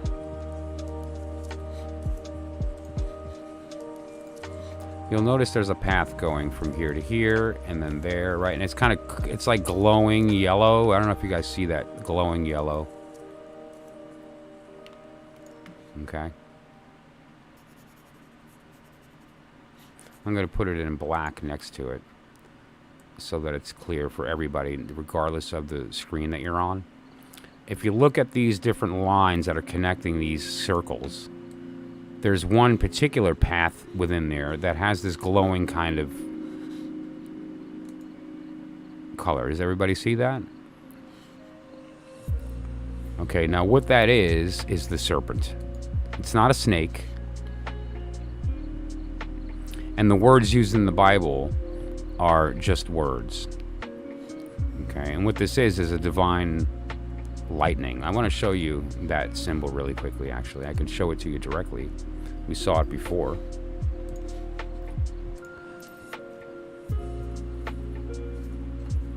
Right there. See that? Okay, see that symbol? Coming down from above, destroying the tower. Okay. Now, I've mentioned this before on the channel, talking about the tower and the destruction of the self in order that we can shed ourselves of the things that aren't true to who we are, and allows us to more openly communicate with our true will, the divine intelligence, and so that we can walk our true lives, our true path, devoid of the nonsense that gives us depression, sadness, suffering, pain, all these things, and puts us in a state of receiving and then sending truth. So now, that all occurs in that destruction. And what is that destruction? It's that descent that allows us to ascend. And so what the lovers is referring to, what that snake actually is the shortcut up. And it's not a good idea. But essentially, it was necessary. And this is what I'm getting at as far as Eve is concerned. It wasn't that she did wrong. That's such the wrong idea. That's some Catholic nonsense. What she did was what she was always destined to do, which was be the vessel for the descent of God as a human being to manifest physically. And so it's one of the most holy cards in the tarot. It has nothing to do with love. It has to do with more the idea of the desire of God to experience, and the desire of us to go back. The idea of the desire of God to bestow and us to receive that bestowal. That's right. She just played her part. But more than that, yeah, she played her part, but she it wasn't like, okay, I'll do what I'm told. She was the part. She was the God. It's not like she defied God. That's the voice in the Bible that said, don't do that. Doesn't exist. That's the divine intelligence talking. She was the God that knew exactly what she was doing and birthed our universe. That's just like, there's the truth told openly. That doesn't make sense. I'll go back to the truth, the truth in secret, and that's the Lover's card here, right? And so that's what we're talking about. Now, the Queen of Cup is the Queen being water and the cup being water. It's the idea of reception and reception. And in this particular circumstance, it's very beautiful. She's facing the lovers. And I just want to pop out a card here that will also maybe kind of put some insight onto that. Okay, the Two of Cup. Does everyone know the Two of Cup? It's another version of the lovers. No, I see no problem with that. I don't think that's odd. Sure. And consider what Medusa does. She manifests Earth. That's what she does, right? That's what Medusa does. And each one of those snakes is a different... Well, I'm not going to get into the mythology, but you could actually look that up, and that symbol is a relevant symbol with respect to the esoteric cards. It's an alchemical thing. So this said, what we're looking at here is the alchemical marriage. Okay? Which is the idea of the cup, both cups, your cup being filled with divine intelligence, and the other cup. But it's the same card. Just this actually means love. This is the manifested physical version of that. And the Lovers is the divine version. All right? So, when you look at the Queen of Cups being the Cup of Cup, that's referring to this process.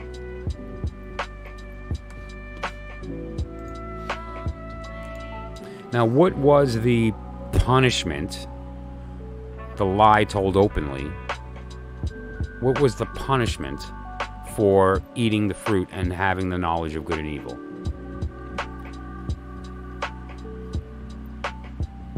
Death. Well, we talked, if you go to the beginning of the stream, I actually went there. And so, the 3D, 5D thing, yeah, I actually went there. Yeah. It's an as above, so below kind of thing. It's the, you know, it's the 1, that's the 3, that's the 6, that's the 8, right?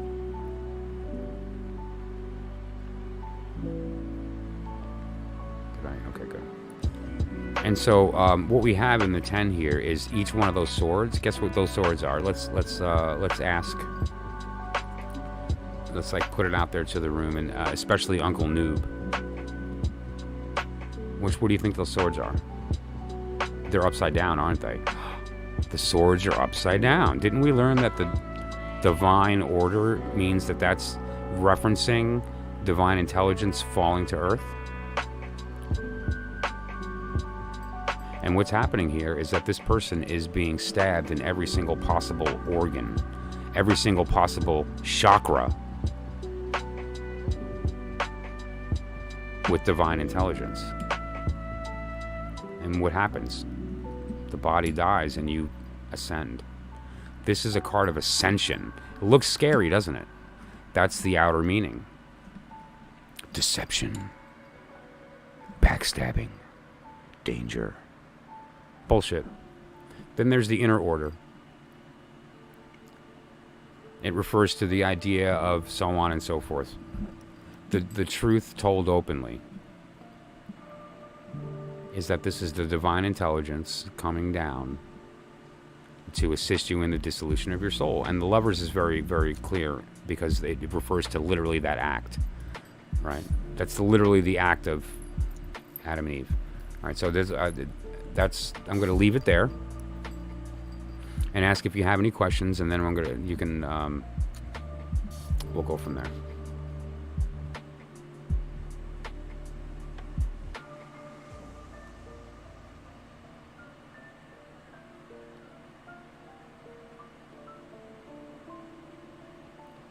So I forgot if there was a specific question that you had or like a direction you wanted to go. Oh, your tarot learning journey. Sorry. Yeah. Okay. And so, yeah, well, I did. Your tarot learning journey. Okay, there's two answers to that. Annihilation of physical illusion. No. Of yourself. So yes. Because no. Mental illusion. Mental illusion. The idea that any of this is real is the physical illusion. That's true. But physical does exist. It's just not what we think because we're taking it a small piece, interpreting it through the lens of our senses. Shinam, hello. Through the senses.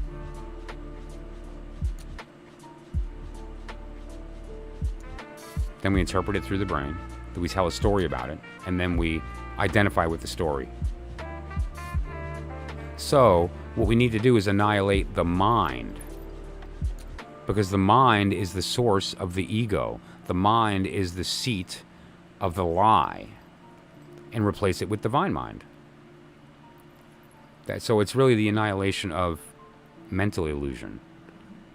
You can't escape. Let me just be clear with everybody. Random active wisdom. You cannot escape physical reality in your current state. Sorry. What you can do is understand what it is and recreate it. The truth told in secret.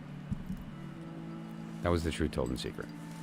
That has been your random active wisdom. Okay, so, all right, you get the gist there.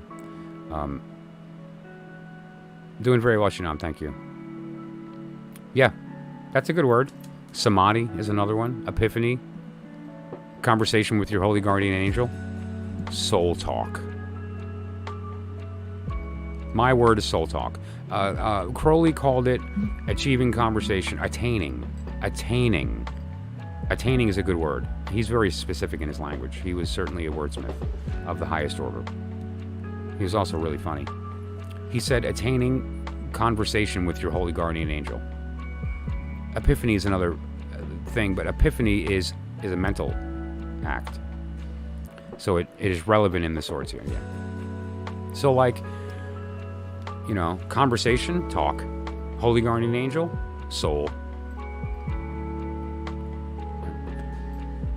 So, but this said, though, that's what we're referring to here. And the idea of the lovers is the idea of assisting in the descent of God to be manifest as flesh. And there's God, the bestower, which is a definitely masculine energy, the giver, and then the receptive in Eve, which said, at the same moment that existed, Eve existed. That's one of the deepest secrets in all of Hermeticism, religion. Some of them are hidden and secret because they're lying, and some are secret because it's just not readily available, is the fact that at the moment God said, Eve was born. When I went to this diagram, this idea that I talked about,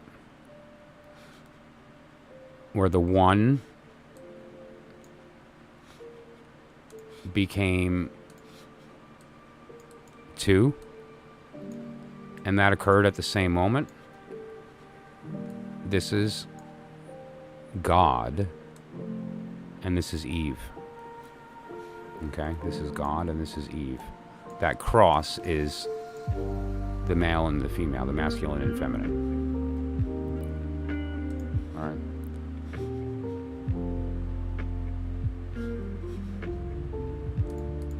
And, you know, the idea here,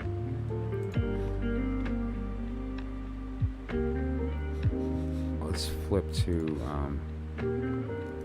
the right screen. Pardon me for that.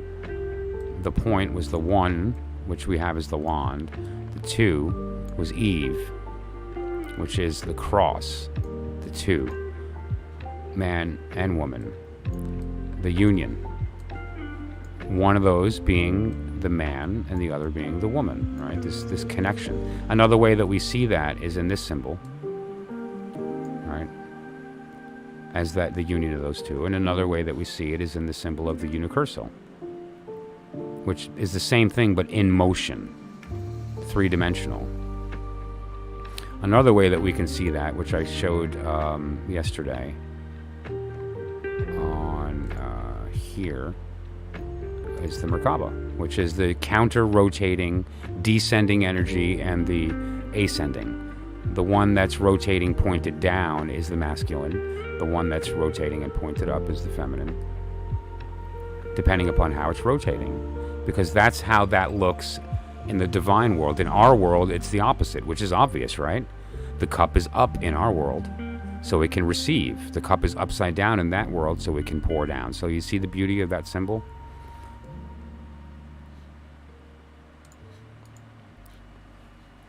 And it's the rotation of that symbol with the light of God shining through it, casting a shadow on our world that creates the alphabet. Each shadow is a letter. And I'm not kidding. That's the truth told openly. And so when you speak the words using the language that contain the letters, those letters are not just letters. Those letters are actual shadows of God and the union of us and God, the creation, right? Powerful stuff. And you know, channeling is the way that we get there, right? And so the first way to study tarot is to become fluent in that language of your soul, and go through the work of having the conversation with your higher and lower self, understanding the dynamic of the energy transfer between the up and down and how it changes down here, and you know, these kinds of things. And now basic though, you don't have to get into the mathematics of Kabbalah or the mathematics of the Hermetic or esoteric arts in order to access the tarot, but it helps. The complexity of your language is directly related to the complexity of the answer you receive during your interrogation of the universe. And so if you have a basic language of like the little white book, then those are the answers you'll get back. And you can't get deeper than that. Which is funny because the more complex you get with your knowledge, the simpler the answer is. To the point that once you get to the full knowledge, the answer is the same always. And that's when you know you found truth. Okay? So I should use tarot to learn how to annihilate my mental... yes. That's the only real thing it's good for. Telling the future works because it allows us access to the knowledge of this state that doesn't change, the wheel that doesn't change, and our interaction with that. And so we can use it as a tool to see that difference and how that ebb and flow happens. One-on-one separation, one-on-one together, a whole connection. Wow. I like that. And you know, that separation is what drives us to want to go back. Because what happens when we recognize ourselves, we want to be that, the real self that doesn't have this stuff. So what do? We do what it does, which is bestow. And so we find ourselves in a position of wanting to create. This creative energy is born from that. And so that separation and connection is a very big deal. You know?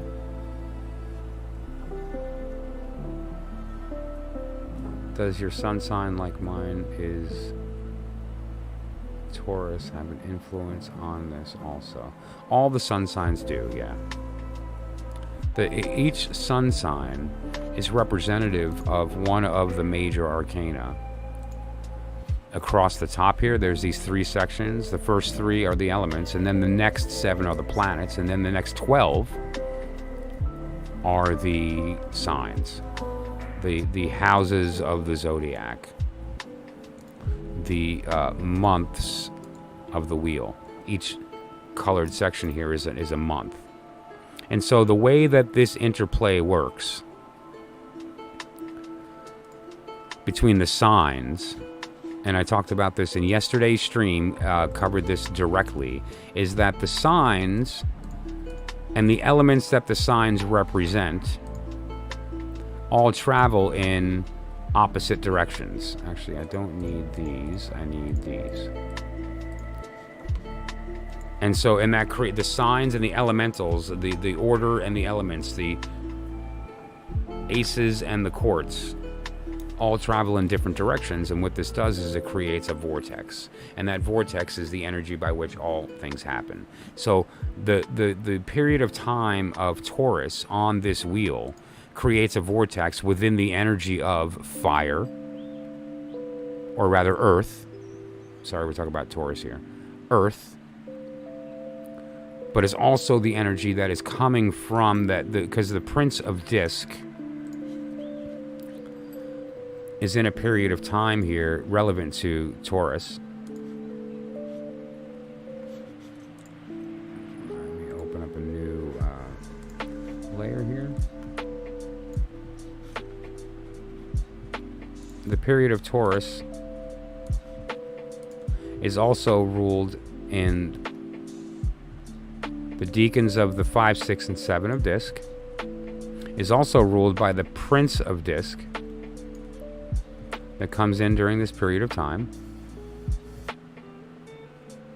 and the Princess. And that all lines up very beautifully, doesn't it? There's sort of a divine secret there that I'm not going to get too far into, but there's a beauty in that, and why that all the pentacles line up in that spot. Because if you notice,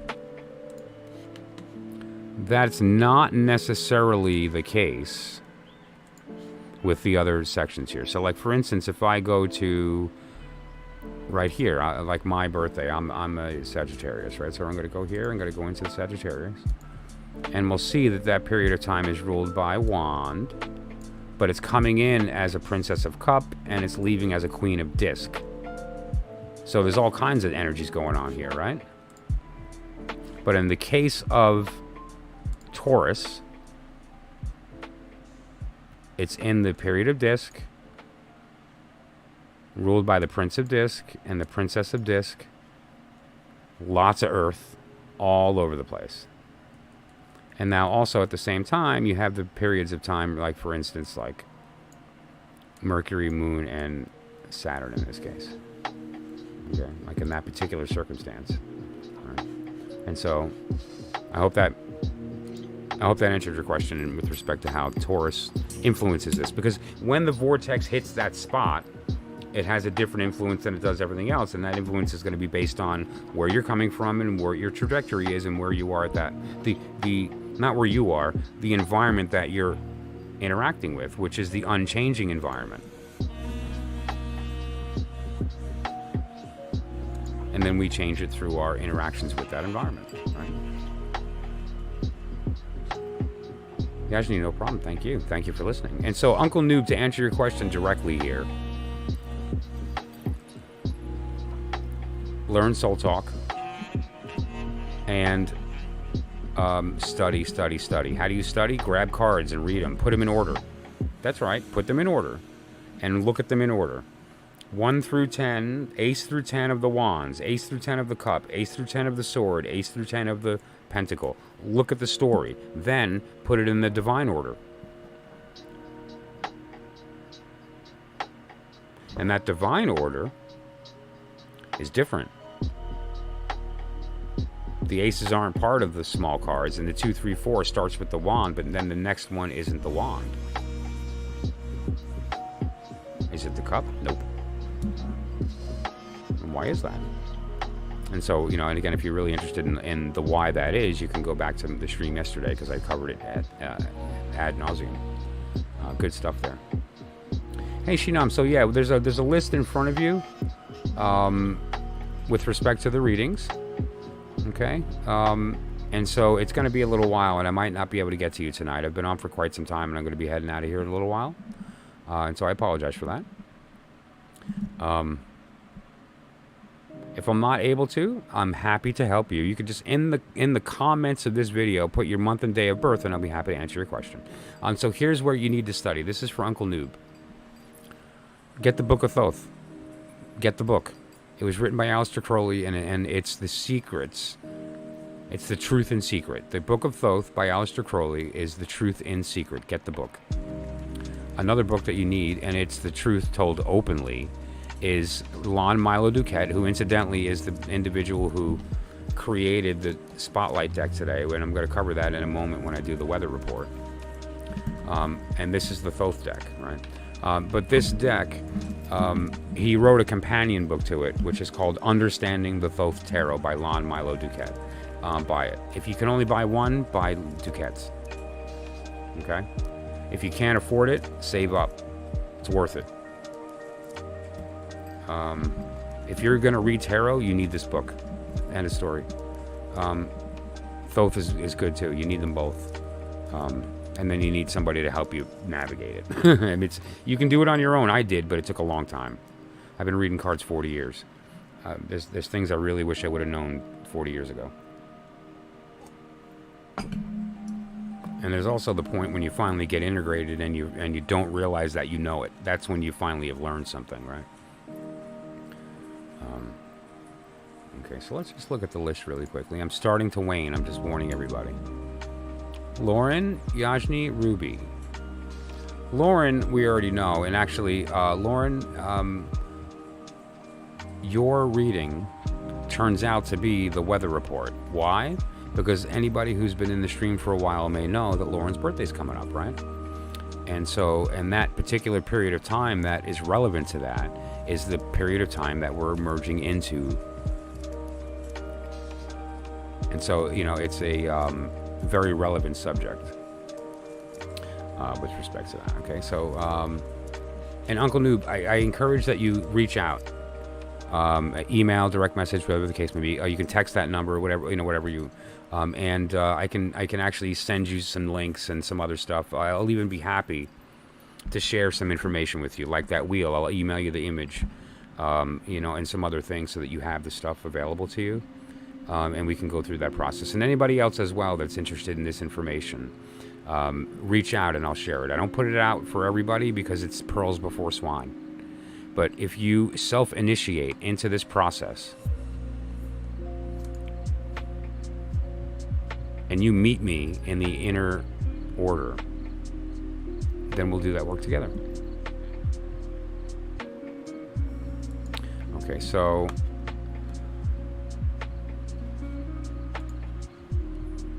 Lauren, here's what's going to go down. I'm not going to do your reading because I'm about to do your reading, which is the weather report, right? So that's what we're going to do. And then I'm going to wind the stream down because it's almost about 3.5 hours and I'm kind of losing my faculty a little bit, and I want to be, So that said, I'm going to take this as an opportunity to move into a different section here.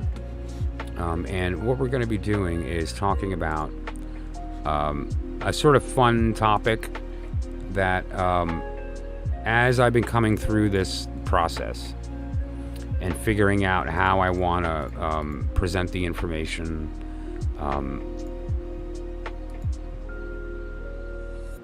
I thought that maybe having 4 topics a day is a really good idea. And why 4 topics? 4 topics because there's 4 signs, there's 4 suits, there's 4, there's a beauty in the idea of the 4, right? And so as I was going through these topics here, each one represents one of the suits. And so we have Meet the Deacons, a new order for the new AEON. If you didn't see that, please rewind the stream and watch it. It's good stuff. And there's a lot of heart and soul in that information. I worked for it, like mentally and emotionally and spiritually, to get that out properly. That said, though, that is a very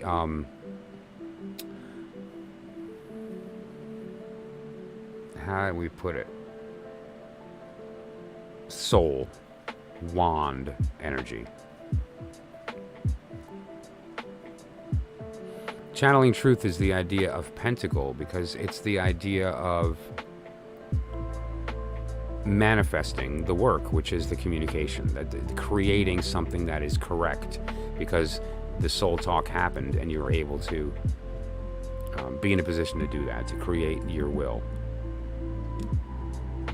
Unassuaged of purpose, delivered from the lust of result. Then we have the weather report and the beautiful soul, right? And now these are going to be obviously heart and mind. And so, wow, close. You're a week away, huh? Exciting. You should start your birthday now. Why not?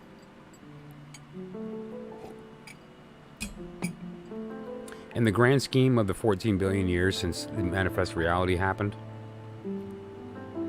what's the difference between 7 days and 1 day? It's been your birthday since you were born. No, but seriously though, so the order of the and the vortex. The order is the idea of the presentation I gave tonight related to the new order and the new AEON. The fact that the divine order is backwards, and the order that we think is the divine order is the physical order that works, and that's the wand, cup, sword, pentacle. Whereas in God's world, the upper world, the higher world, your true self, it's wand, sword, cup, pentacle. And that interaction creates weather, right? And if we have knowledge of that weather, the conditions that are in that moment, it gives us and puts us in this position of being able to navigate it properly, or at least know it's coming. If we can't navigate it, at least we can know days in advance that there's a hurricane, right? And so that's kind of the idea of what we're trying to do here. And so if we look at the period of time that we're in right now, we have the Hermit, the Queen of Sword, and the 10 of Pentacle, right? And now let me get rid of these because I think I've driven that vortex point home. And so hopefully everybody's in a place of feeling good about that. And if not, please reach out and we'll find a way to discuss it and that you can receive the information. And so, let me make sure that's working. Okay, very good. All right, good. So,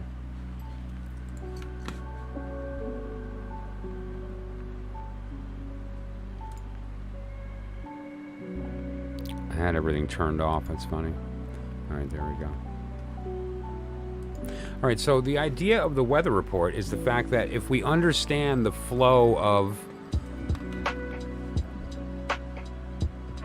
our interaction with the unchangeable, the fact that it's unchangeable means anything we impose upon it, we're not going to be able to impose anything upon it. It's going to impose upon us instead. We're going to bounce around the walls that we can't move. It's going to affect our direction, and we can't. But if we know that, we can see how we navigate. And so,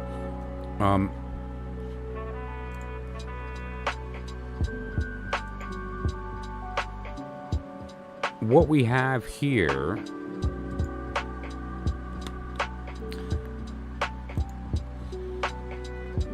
there we go.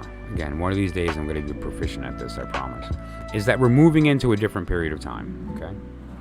And Lauren, this is your cue. Because the energy's moving into a different period now. We're moving from the Hermit into Justice. The Queen of Swords stays. We'll get to that in a second when we go to the radar.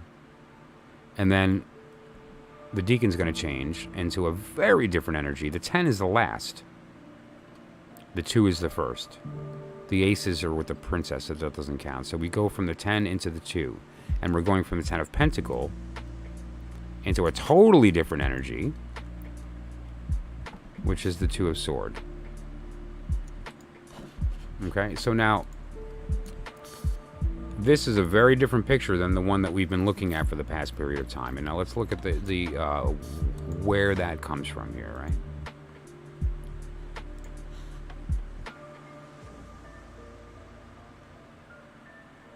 Okay, perfect.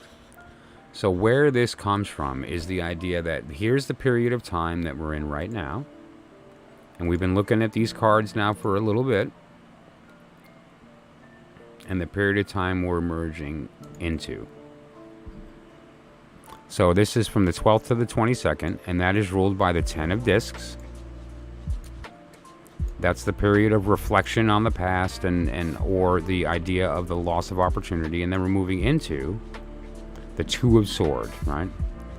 Now, what does that mean? We're also moving from Mercury into the Moon energy. But now, and this is the part that's kind of relevant to the court, is that we're under this energy of the Queen of Sword. And that Queen of Sword is relevant during this whole period of time, right? She carries us into the period we just left, or we're going to be leaving in a day or so. She's responsible for carrying us into there, and she's going to carry us all the way through to the period ending on October 12th, right? But now there's some very, very interesting things happening during this period of time, because what else is going on during this period of time? The equinox. This is the period of the equinox. This line is a very, very special line, right? This is the line where we move from summer into fall. And so it is a big time period of like tension going on, energy going on, transition is happening. And now what kind of transition are we talking about here? What we're talking about is the transition of moving from the energy of Earth into the energy of Sword. Now the Queen, and here's the important part of the Queen. The Queen stays. And when she originally enters the period of time, the Queen is in the element of Earth. And that's not her natural element. Her element is air. So now that she moves into the 2 of Sword, air, she's in her state. And this is a period of time where now we are going to be heard. Because what we're talking about is we're done out of this stage of the quietness of Earth into the stage of communication. Now, the sword always wants to communicate, and now she's able. And she's going to be heard. And the idea here is the idea of the watery part of water. And we're looking at this transition from the period of the hermit into the period of justice. The period of Virgo moving into the period of Libra, right? And so that's moving from the hermit into justice. And now the deacons that are responsible for this happening, the managers that are overseeing the transition, are moving from the Ten of Disc into the Two of Sword. So let's take a look at this process at a different level. This is the spotlight deck for today. And so I thought it'd be nice to use it for the weather report, okay? And what we have is the Hermit, the Ten of Pentacles, the Two of Sword, and Justice, okay?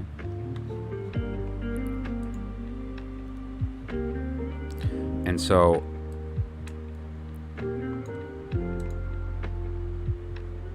during any transition, there's going to be ebbs and flows. There's going to be crashing and things that happen and this dynamic. But we have to rather look at the elements here. The elements we're talking about are earth, the body, and air, the mind. We're moving out of the body and into the mind. When you're in the body, you're distracted. And so communication isn't as important as sensation. Which, speaking of, I think I want to experience the sensation of bold and then sweet.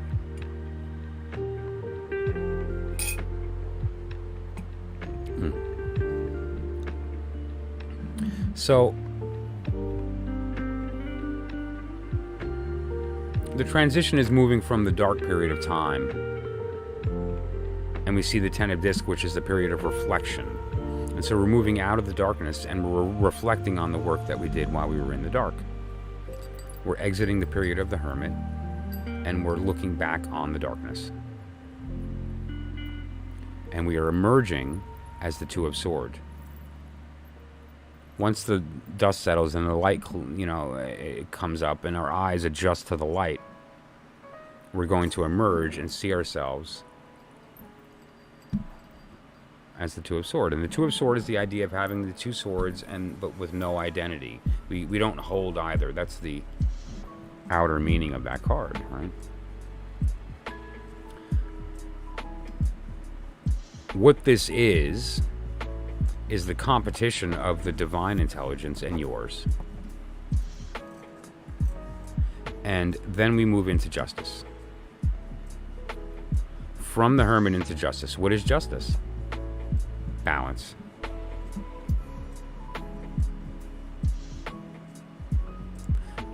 But balance insisted upon. It's not a process. It insists on divine intelligence only. When you go against that, you pay the penalty. That's justice. And what's carrying us through that period? The Queen of Swords. The Queen of Swords stays with us during this period. So now we're going to include her in this process. Being in the period of time of the Ten of Disc allows us to reflect on our time in the darkness. And now the light is up and you are going to be heard. It's enough being silent. It's time to speak and it's time to be heard. It's the act of communicating. But more specifically, it's the airy part of water. So what are you communicating? the heart. And what is the heart? Well, if you did your work, it's filled with divine intelligence, right? We'll talk in a moment tomorrow. We're all in a state of unhappy and scared, right? And so that's actually what I'm referring to right now. It's one of the things I'm talking about. And, you know, you may want to stick around for the beautiful soul, because that's really going to be some powerful stuff. So, the idea here, too, it's called peace restored in the Golden Dawn system, or DuQuette names it that, based on the Deacons. And this is the airy part of Earth, or the earthy part of air. And you'll notice with the Ten of Discs, it's the airy part of Earth, this is the earthy part of air, and so these are like opposites. This is not an accident, and it's a beautiful kind of thing, because this is the split of the year that takes place. This is the autumnal equinox. Moving from this period into this period is moving into this very powerful energetic time of the year, where instead of it being in a certain position when at the extremes, which is the summer and winter solstice, it's at this beautiful dead center, north-south or east-west kind of thing twice a year, and that's on the equinoxes, or the equinoxes. During summer and winter, it's at the extremes. During the equinoxes, it's perfect. It's a beautiful time. That's where we get the peace and the balance in this idea. Because what this really is that if the divine intelligence and yours are unified, then the identity is not necessary, because it's in a constant state of that bliss that I talked about. Like, you're being filled up with truth, and so it's just pure truth. Like, everything, you can interrogate the universe real time without needing to, and just know the truth. That's that perfected state that's represented by the universe. Which, let me find so that we can see that in this deck. His interpretation of it is quite beautiful. And Constance DuQuette as well. He drew it and his wife colored it. I believe that's true. Constance is his mate, his wife.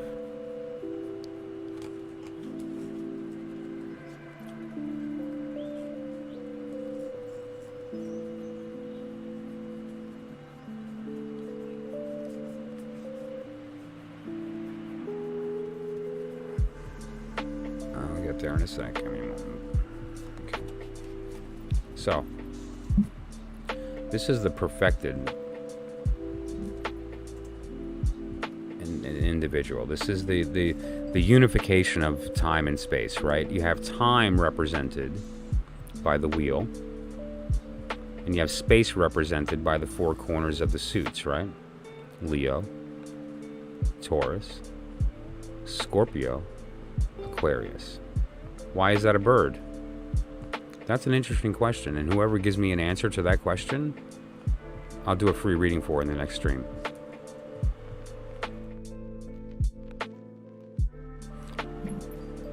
So this is and now we see here the Wheel of Fortune. They look similar, don't they? Now, what's the number of the Wheel of Fortune? It's 10. Completion. The end. That wheel refers to the fact that there's always change occurring. That change, if you're on the bottom, you're going to be on the top. If you're on the top, watch out, because you're going to go down when that wheel turns. Right? The universe is the perfected person. This is the thing that she wants to be moving through this process, and can get there with the correct and proper unification of divine mind and divine spirit connected. Okay, and let's find that card. I talked about it before. I'm curious who has predicted the card I'm about to pull. If you think you know it, put it in the chat.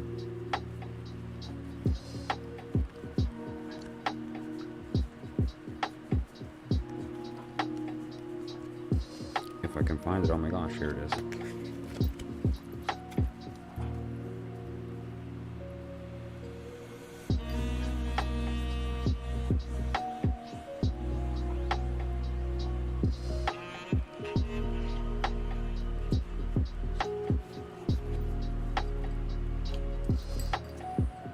Okay, so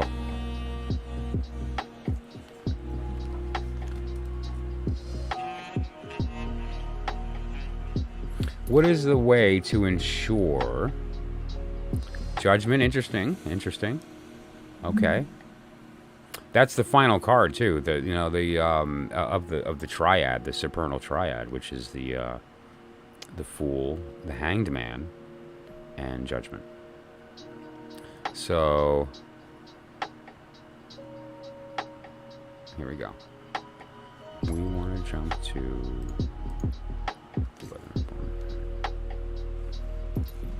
the Two of Cups. What we're doing is being the cup receptive to the divine intelligence, and that cup is upside down. Now that's not depicted on the card, but you get the idea. Wow. Isn't this great? The radar. I love the radar. And this is really, really a powerful image. All right, it's not a powerful image. There's also it's not readily obvious in the card here. That's an androgen being. That is both genders.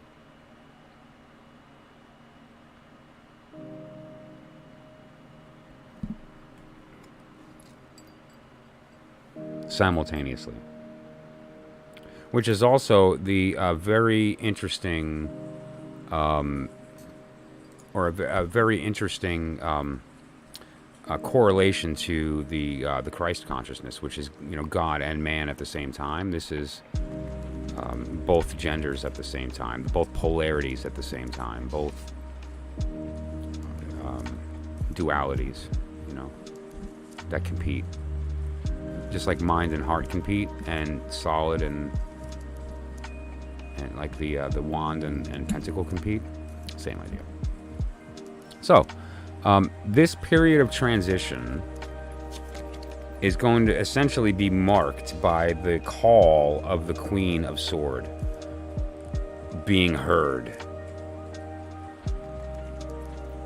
And what is it that she is speaking?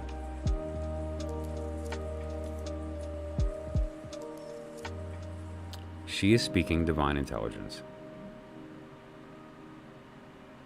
Can she hear it? Can she hear her own voice? Depends on this. And because justice refers to the truth told openly. Justice refers to that fact that the universe insists is unchanging. It insists. You can't affect the upper world. You can only affect the lower world. Our experience in this place is that everything that exists happens there first,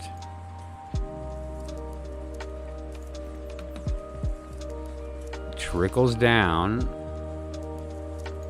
meets the singularity, passes through the veil of the abyss, and then manifests in our world. Okay?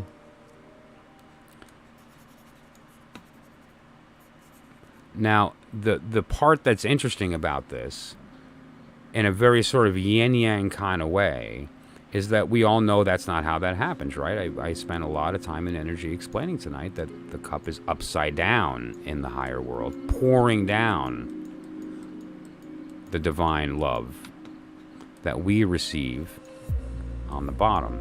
And when those two things unify, what we wind up with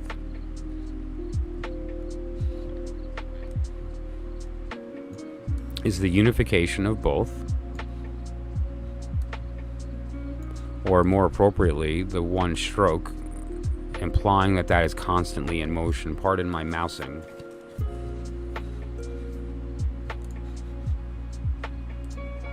Not really good with that's right.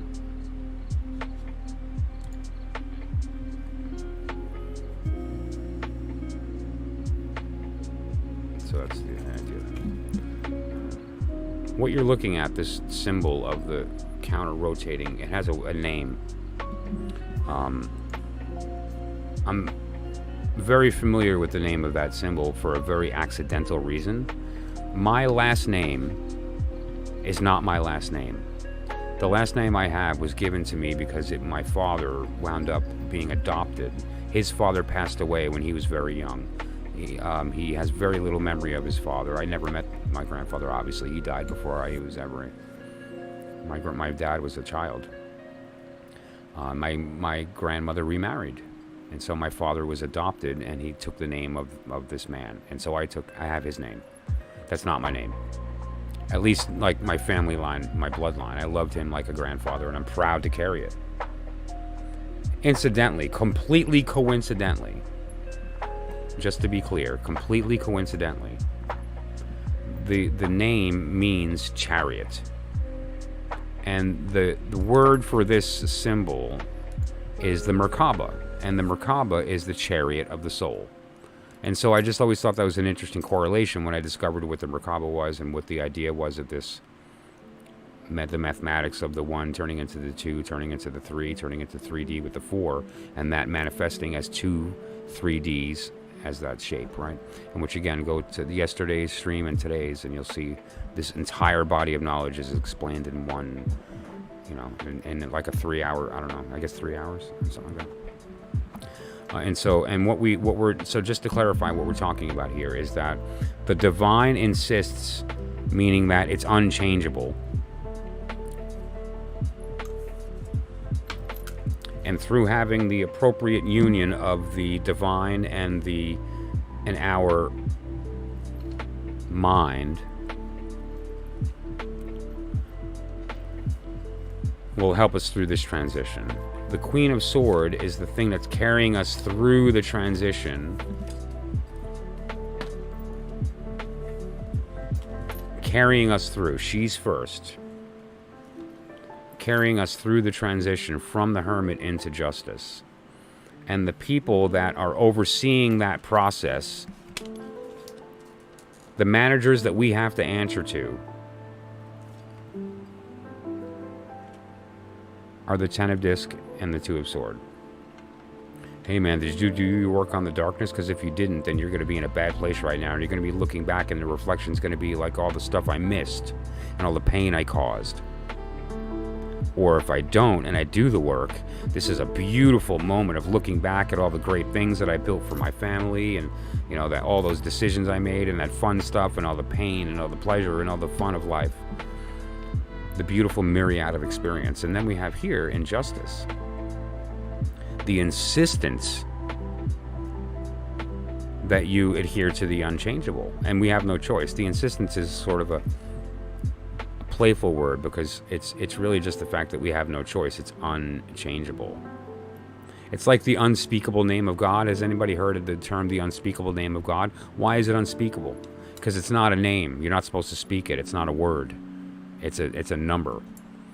But so anyway, you get the idea here. There's this, like, it insists, and the reason it's insisting is because it can't be changed. It's a static place that we reverse during the fall, and we are ascending. We reverse to go back ascending, apply to that, and it muddies everything up. So she's carrying us through this reflection of the period of time in the dark of the Hermit into the period of justice that insists upon that balance of the mental and the state of divine and the mental state of the profane, our body, and that take place. And so if you don't do that balance during the period of justice, we have tension. And now the point of this here, because one more time, we were talking about the watery part of air. Why water? Because it's a queen. All the queens are water. The watery part of the wand is the watery part of fire. The Queen of Pentacle is the watery part of earth. She's the watery part of air. And this is the idea of communicating the heart. Communicating the truth in your heart. And so when it comes to the period of time that we're in right now, in order to not suffer the wrath of justice, because we bang around the walls that we can't move too much, It's a lot easier to kind of smoothly go through that by understanding this transition and to speak your heart. And if you don't, and you hold it in, bad things. So the lesson is this is not a time to be quiet. It's a time to talk. It's a time to communicate. It's a time to enroll others in your thinking. Share your wisdom. You bumped into a video on the internet with a really cool hack that you think that'll help somebody, share the video. If you have a cool recipe, share that recipe. Communicate your heart during this period of time. Because what we're moving into after that's a little dark, and we'll be there. It's going to be about 2 weeks. Dark times. In the beginning, there was nothing. And then God said, "Hi." Okay.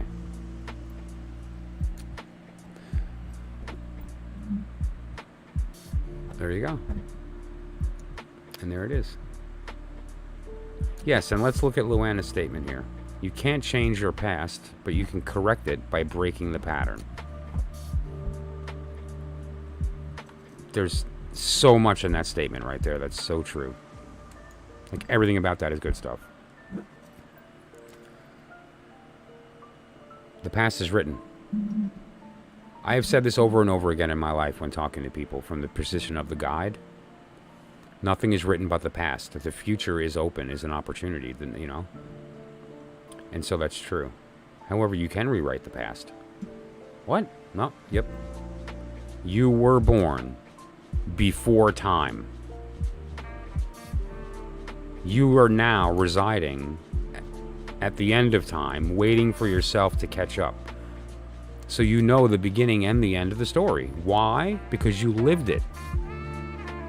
So when you're talking to your soul, I keep talking about soul talk, what you're talking to is the one that's at the end of time that knows how the story ends. However, this is the beautiful magic of the tarot.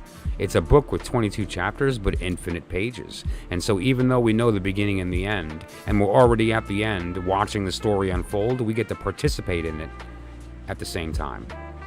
Beautiful. They're happening at the same time.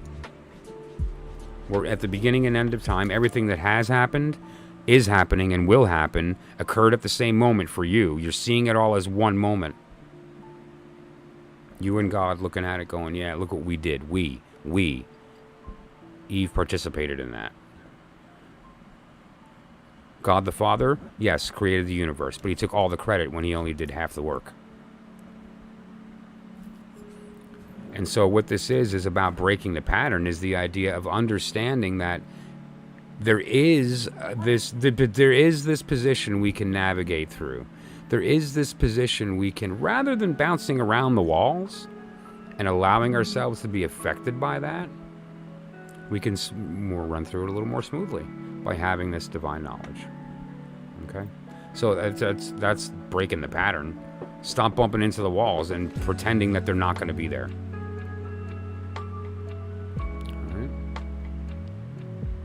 So that's that. That's the weather report. And we're going to be continuing this on an ongoing basis, right? Today's weather report brought to you by the Deacons, the creators of the new order for the new AEON. Don't forget to channel your truth. That's what we're here to do. It's the goal of the work. So I am completely brain done. All right, so what I'm going to do, Lauren, that was your reading, because it's your birthday coming up, and it's actually all of that's relevant to your period. Everything I just said is relevant to you directly, but it also affects everybody indirectly. Everybody else in the room, that was your reading indirectly. However, by applying your birth card and other things to that, we can do a reading for you and decide how to navigate that properly, right? And in Lauren's case, that's the reading. And if you want to connect with me, and we'll go over that a little more in depth individually, but that's the gist here, right? Did something get moved over? What got moved? Why does that look like it got moved? I don't know. It's strange.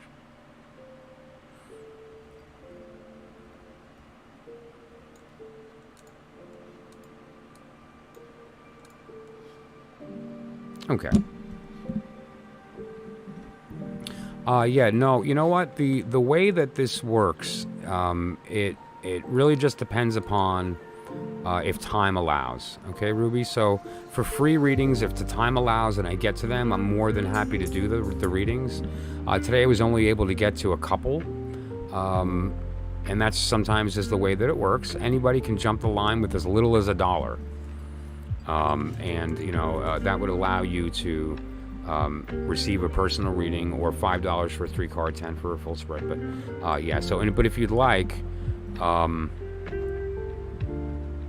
sure there's a lot of channels that are on at various hours that do live readings of different individuals, and then they can help you out. Or if you'd like, you can comment on this video. We'll see if you bite. Very few people do, with your month and day of birth, and I'll give you your free reading. And I promise I do it. If you check my old comments, I answer them all. Okay, so there's that option as well.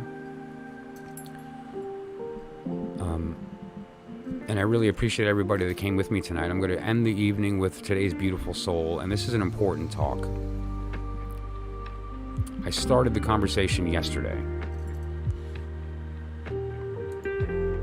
and the conversation was related to abusers, enemies, and sleepers.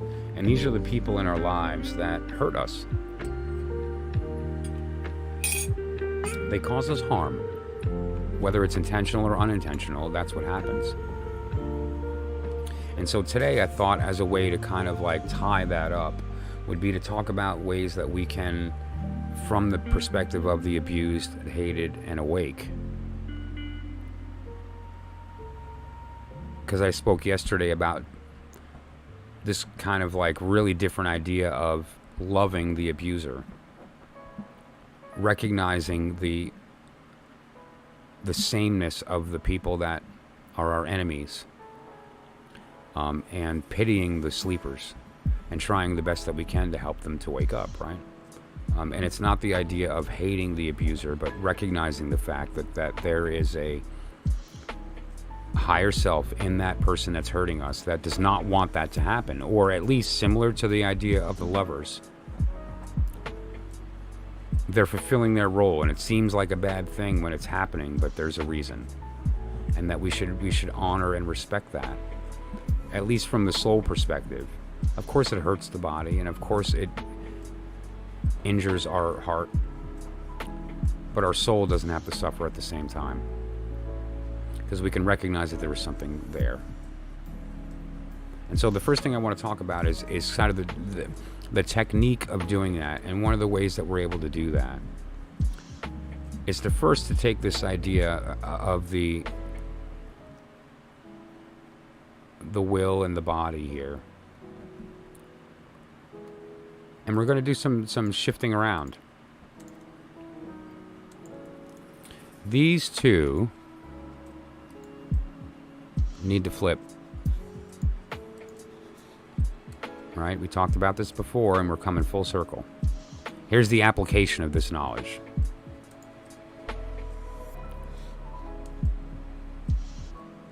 Right? And the idea here is of receiving the divine intelligence. Another word for that is the voice of God. Right? Because what is the sword but communication? And so the cup pours onto the sword, and so our mind is filled with the love of God, God's love. And what is God? Our higher self, right? We are Eve to God. And the circumstance here with respect to the person that hurts us is that they are fulfilling a role in some way that we don't understand. And we have to understand that when we look at them, their higher self is a being of love and does not want the pain to exist. They mourn it while it's happening. And if we were able to soul talk to them, we would see that they're not This isn't what they want. And that's, at least from the soul perspective, the beginning of healing. It's the beginning of transformation. It's the beginning of letting go of the pain and the injury and the scars that are left by this abuse.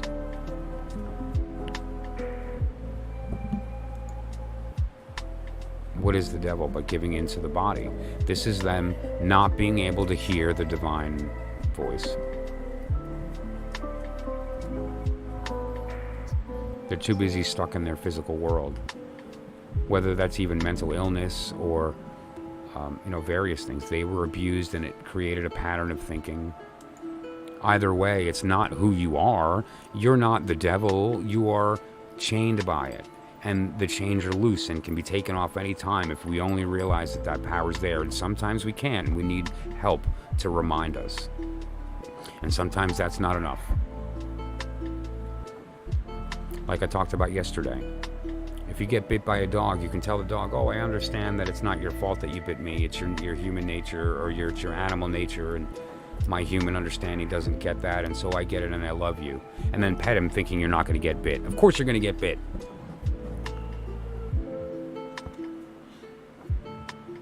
And so it's not about stopping the dog from biting you. It's about recognizing that the dog bites and loving him anyway. And how do we do that? We talked about that. We need to be in the position of receiving love as filling up our sword. Our sword needs to come from a state of God's love, of our divine love, of our higher self. Pouring down that cup as the source of our thought. And we will see them for what they are. Another way to look at this is temperance. These are two things, just one's on a higher level. And what this is understanding that once our cup is full, we have our cup, which is filled with divine intelligence, and our sword, which is now covered in God's love. And so our cup and God's cup, our cup and our higher self, is the act of temperance and utilizing that circumstance. And what comes from that? I've mentioned many times the destruction of self, but what is self? Self is the lie that's told by the ego in order to persist in the physical world. We need to die daily, and we need to help them die daily. And what does that mean? The destruction of the self so that it can be rebuilt as something more true. And when we're able to do that, and people witness us in that state and are themselves open to receiving that, the divine love, the divine intelligence, the tower's gone because it's no longer necessary. The devil's gone because he has no power. The devil only affects our minds, and if the mind is divine, he can't touch that. And the side effect of that is this beautiful union of the two unmovable forces up there and down here. And the order swaps back to where it's supposed to be. We find this beautiful moment, which is who we really are. Right now, this is who we really are. We just don't realize it, and we're covered by the veil of our pain. This is who the abusers are. And that's covered by our pain of what they did to us. So what we can do for ourselves to forget about them and healing them, that was yesterday. We can transform, forget about healing, and let go of the fact that the abuse even happened. It's not abuse. What is abuse? Abuse is a word to define a phenomena that came into our existence. It hurt. It was painful. I didn't deserve it. It happened to me anyway. Nope, that's abuse. And that's what that is called in our world. Now let's go up the tree and turn that around. Redemption. The fall being necessary for redemption to take place. Now who's being redeemed? The abuser. The abuser is being redeemed. How? By having to answer to the fact that they abused you. When? Not up to you. That's their work, not yours. Your work is forgiving them. Their work is redemption. I hope that added some insight into this dynamic here of why we're supposed to love our abusers and recognize what's actually happening here. Because once we have that information, once we have that knowledge integrated into our heart and mind, the next steps are obvious. And so that said, I appreciate everybody who stayed with me this evening and who listened as we went through the process. I know tonight was pretty long-winded. There was a lot to cover, but as we move into this transitional period, it's going to be a lot more active. We're moving into a totally different energy out of this slow period of the pentacle, the contemplative, into this fast, active period of the sword.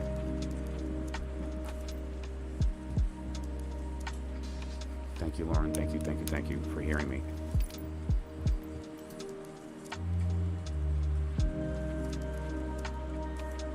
And so what it really ultimately comes down to at the end of this process is what I talked about before. Channel your truth. We talked about how to do that tonight.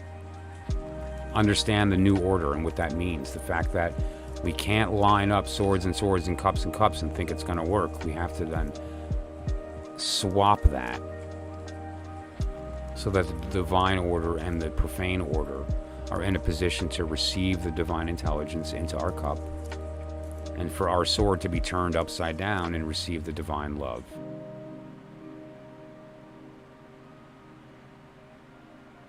And the order in the vortex is just this idea, this concept that we have through our understanding of the ebbs and the flows. The elements going in one direction, the numbers going another, and that vortex that's created over time and space that creates all of existence. It is the story of our creation. It's the story of our beginning and end. And how cool that although we know the end of the story, we get to participate. And so don't miss that. Don't miss the purple. That's why we're here. That said, thank you so much really to everybody who joined the stream. I plan on doing this every day until it's not sustainable any longer, and then we'll go from there. But in the meantime, I'm a small channel, which means I get to have intimate conversations with the people I do readings for. We can chat after the streams and you know, get as deep and personal as we need to. There's a lot of stuff that's not really relevant to a public forum, but we can do on a one-on-one. And so I appreciate that. And I would always ask to anybody here, if you found any value in what we're doing here, this work that together we're bringing to this soul talk, give the video a like, comment. Commenting is huge. I don't care if it's you suck and you look bad in purple.